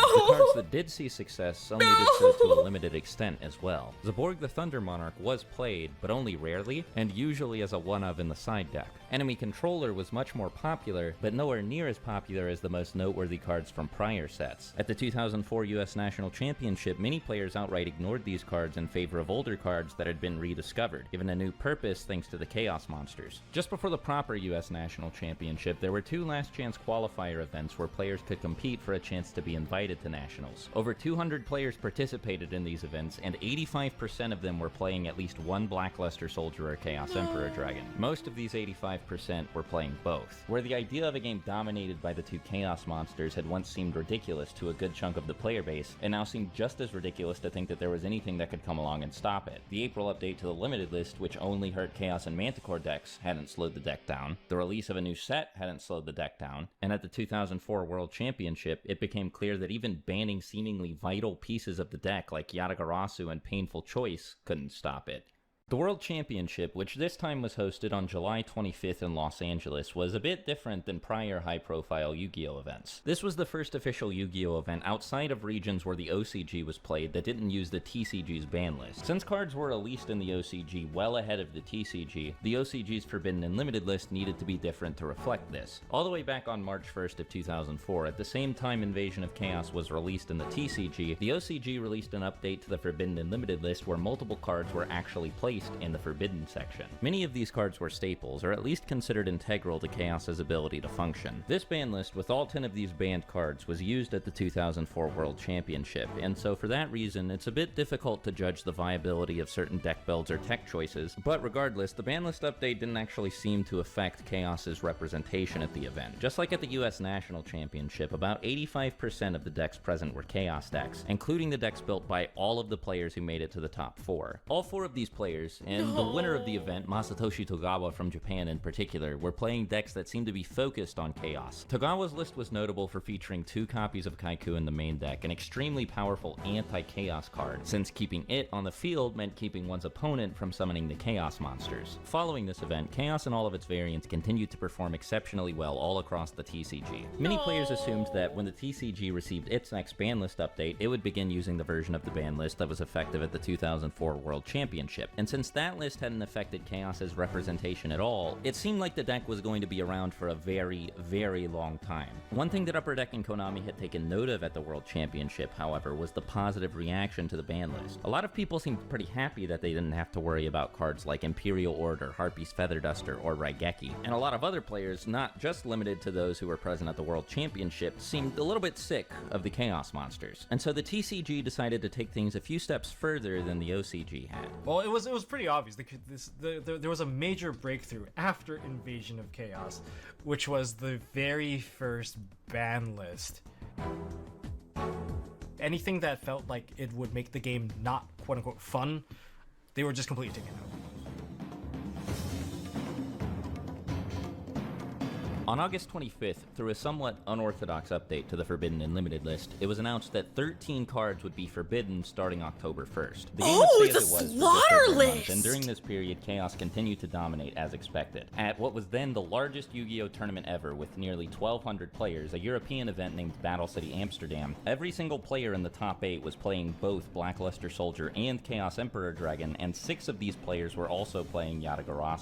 While the August announcements had upset a few people because, well, frankly, if the October list looked anything like Upper Deck said it was going to be a total bloodbath. To a lot of people, something like this was starting to look pretty necessary. The game was approaching an event horizon of sorts, something conveyed extremely well by the fact that just a week after these changes were announced, but not officially enforced, at a massive tournament with exponentially more player attendance than any tournaments before it, the decks created by the top 8 players there all shared at least 20 of the same cards. The game was facing a serious diversity problem, or lack thereof, one that only something this drastic could fix. To say that it did change the game when these bans finally took effect on October 1st would be a massive understatement. This update was insane, borderline apocalyptic, and in addition to the bans that were announced back in August, this list also limited 5 cards out of the blue. Then, just like that, with the stroke of a pen from Upper Deck and Konami, Chaos, at least as people currently knew it, was totally annihilated.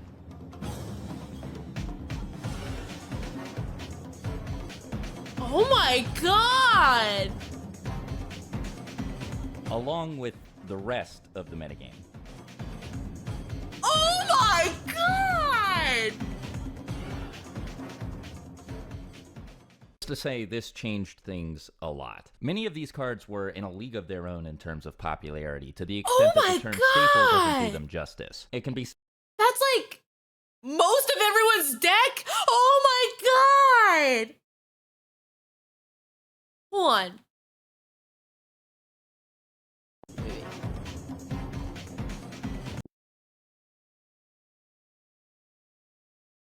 That's nuts. I think banning Witch and Sangan alone was nuts.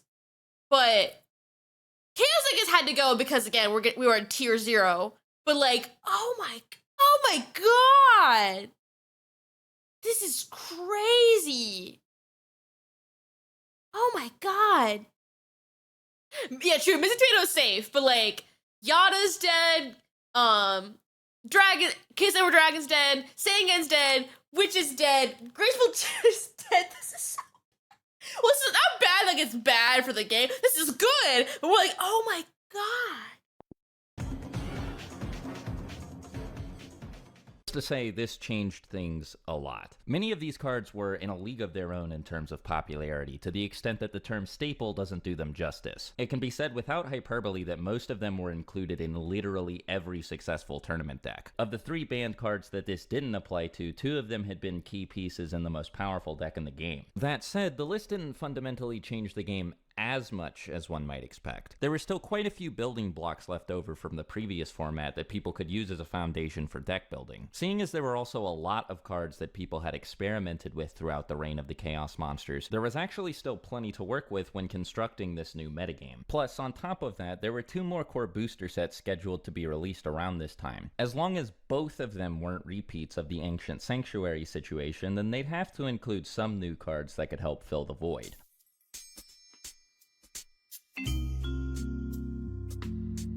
Soul of the Duelist was released on October 1st, the same day these ban list changes took effect, and the next set, Rise of Destiny, wasn't far behind. It came out just 2 months later on the 1st of December for most TCG players, though some regions, like France and Spain, received the set even earlier on the 1st of November. These sets both shared the same major issue, which was that they were mostly filled with lackluster cards. There are many things about them that are arguably more interesting than the cards they added to the game, actually. Soul of the Duelist was the first TCG booster set to follow the OCG's release structure. The OCG's core sets had always brought less cards to the table than individual releases in the TCG, and that's because the TCG had always combined 2 of the OCG's smaller packs into 1 larger pack. The packs didn't actually contain more cards inside them, but drew from a larger card pool. Since this was the first set to be a 1-to-1 import of an OCG set, Soul of the Duelist surprised players by only adding 60 new cards to the game. It also removed secret rares entirely, which in theory meant that many of the set's better cards would be easier to obtain. The thing is, the set really only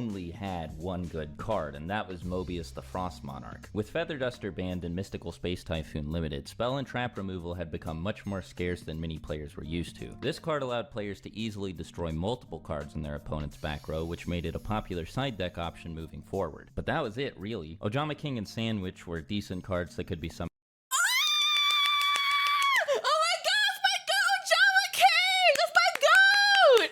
My god. That's my goat! That's my guy! That's my guy! Ignore Sandwich. Oh, Java King's my guy! And we can lock 3 zones! This is awesome! Summoned with Magical Scientist, and there were some other cards in the set that saw experimentation. Oh, right, because Magical Scientist didn't die! Actually, wait. Oh my god, wait, you're right. Sandwich, you can't even do it. Because Witch and Sangan are dead. What? Wait, I just noticed wait, you can't use Sandwich at all. That's hilarious. I was so excited by Ojama King, I didn't even think about Sandwich. You know, Sandwich scientists out it, I guess, but like that's so funny. That's so funny. cards that could be summoned with Magical Scientist, and there were some other cards in the set that saw experimentation around this time period, but none of them made their way into topping deck lists at premier events, aside from occasionally popping up in one or two side decks here and there. Rise of Destiny was very similar in terms of how it impacted the game. Darkblade the Dragon Knight was another popular fusion monster that could be summoned by Magical Scientist, and two trap cards from the set, Divine Wrath and Pikeru's Circle of Enchantment, made their way into tournament deck lists almost immediately, but usually only in the side deck and only occasionally. Something else that was unique about these sets is that neither of them prompted a dedicated ban list update. This had technically been true of Ancient Sanctuary as well, though according to Upper Deck, the October 1st list had been, quote, updated for Ancient Sanctuary. All things considered, the Titanic ban list update, the changes to the way the ban list was handled, and to the core booster sets, the game felt noticeably different from this point forward, and these weren't even the only new developments in the tournament scene. While regional tournaments were still happening just as frequently as they had been before, starting in December they'd be joined by a new kind of tournament called Shonen Jump Championships. These events were hosted jointly, in part by Upper Deck and in part by Shonen Jump, the company responsible for publishing the Yu-Gi-Oh manga. According to Upper Deck, SJC tournaments were meant to be a tier above regionals in terms of prestige, not on the same level as something like the World Championship of course, but essentially the height of competitive Yu-Gi-Oh during the normal tournament season. Among the top 8, deck lists were somewhat varied since the new meta was still far from solved, but there was one type of deck that was more popular than everything else. It actually had a few different names because it wasn't particularly well defined at this point. One of its most popular names was Cookie Cutter, since while each version of the deck usually wasn't the same from person to person, it was generally thought of as an assortment of various staple cards. In Metagame.com's coverage of SJC Gen Con, they called this deck hybrid, though many players— Wait, did SJC just become YCSs? Is that what this is? Or did they just, like, were they a whole different deal? They were for YCS. I see, so it's the same idea. Okay. Okay.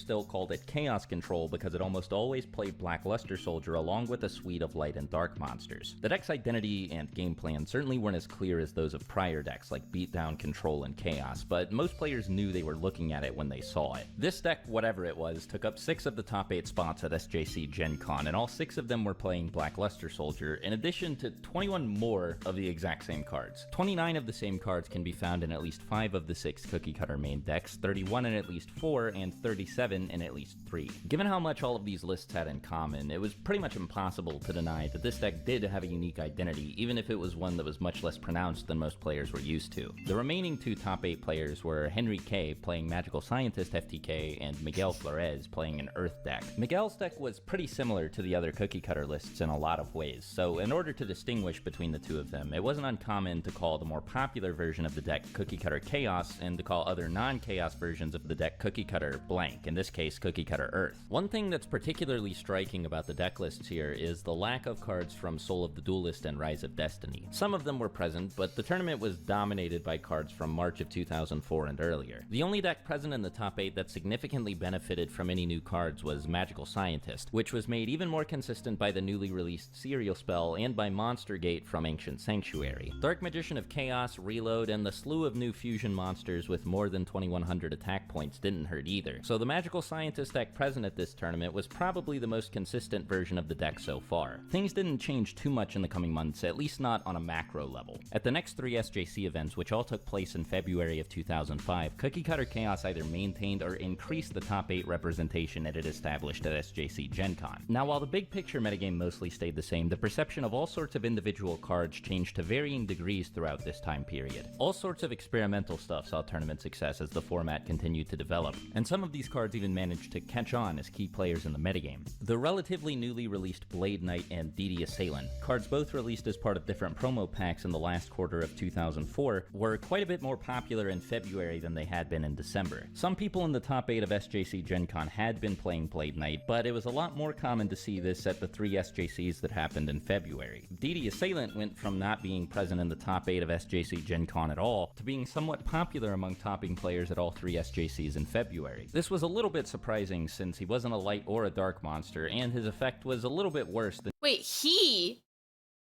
I thought DD Assailant was a girl. Oh no. I thought DD Assailant was a girl. That's a guy? That's a dude? Oh no.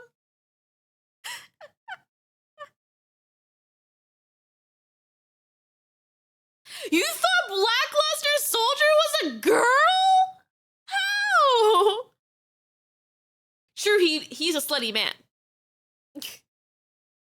Than DD Warrior ladies, but this definitely wasn't the weirdest meta trend of early 2005. With Mystical Space Typhoon Limited, the combo of using Mirage of Nightmare together with it had become significantly harder to do, but nobody actually wanted to stop playing Mirage of Nightmare, so it became fairly standard to play a copy or two of Emergency Provisions just to destroy the Mirage and keep all the cards it allowed the player to draw. This was the only thing that generated any interest in this card from tournament players, though. A card named Metamorphosis from Pharaonic Guardian also kept popping up here and there, usually just as a one-of in the main deck. Now, this card hadn't been completely invisible since its release back in 2003 or anything, but it had never been at the forefront of the metagame. A few months after it was added to the card pool, Magical Scientist was released, a searchable way to summon a bunch of fusion monsters all at once without losing any card advantage. Metamorphosis forced whoever was using it to tribute a monster first, before they could summon the fusion monster. This was a 2-card investment, since the Metamorphosis itself had to be used, and it had to take a monster off of the field with it. Compared to Magical Scientist, who stayed on the field after using his effect, this felt obsolete, like a needlessly bigger commitment. More people started experimenting with it in 2004, after the release of Invasion of Chaos, because one important thing that was better about it than Magical Scientist was the fact that it kept the fusion monster it summoned on the field permanently, at least until the monster was destroyed. This was important for a couple of reasons. Like, first of all, it was a lot easier to put a monster summoned by Metamorphosis into the graveyard than it was to put a monster summoned by Magical Scientist into the graveyard. Usually, the monsters summoned by Scientist ended up in the extra deck. It was possible to get them into the graveyard, just not particularly practical. There were also plenty of good fusion monsters that had really good effects while they were on the field. Effects that were good regardless of whose turn it was. The best examples of this were Thousand Eyes Restrict and Last Warrior from Another Planet, cards that were significantly more impactful if they managed to stay on the field for more than one turn. Now, by 2005, Magical Scientist wasn't searchable anymore because both Sengen and Witch were banned. Plus, now that players didn't have to worry about both Black Luster Soldier and Chaos Emperor Dragon together in the game at the same time, Yu-Gi-Oh! Had slowed down enough to make a lot of the monsters that this card could summon viable control tools. Magical Scientist was still the preferred choice for summoning fusion monsters at this point, significantly more popular than Metamorphosis was, but this could only stay true, of course, as long as Magical Scientist was legal to play. The player base was expecting a new ban list update at any moment now, after all, and the last one had gone pretty far out of its way to get rid of any problematic cards, which most players agreed Magical Scientist was one. Magical was definitely a relic of a bygone era that many players wanted to see gone. And well, if the promotional material for the next booster set was indicative of anything, it seemed like the game was more than willing to leave some aspects of its roots behind. For the first time ever, Yugi wasn't even on the cover of the next booster set. In fact, one of the Japanese posters advertising the set featured a totally different guy who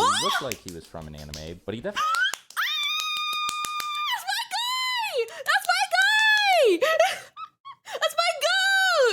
wasn't from Duel Monsters. Oh, that's it! Oh, we finished! Oh my god! I got so excited by Jaden that I didn't even think, oh wait, hey, it's over! My god had me so excited I didn't even think of the end. I mean, I guess that also answers our question, like, when did it stop? And it was after Duel Monster. That's crazy. Where's the rest of it? Yeah, so I think someone mentioned it in chat. I guess the file got messed up for part 2. So we just never got part 2. Hit the channel post, apparently it's still in production. Oh, let me look. Hold on. Okay. Last update we got was like a year ago, where he's still making it, so who knows? He had to start over? Oh my god. It's because Yubel destroyed the file? Oh, Yubel. Oh my god, that's crazy though. I hope we get part 2 in like a year or 2. That's so sad though. That was so good though. Oh my god, I learned so much.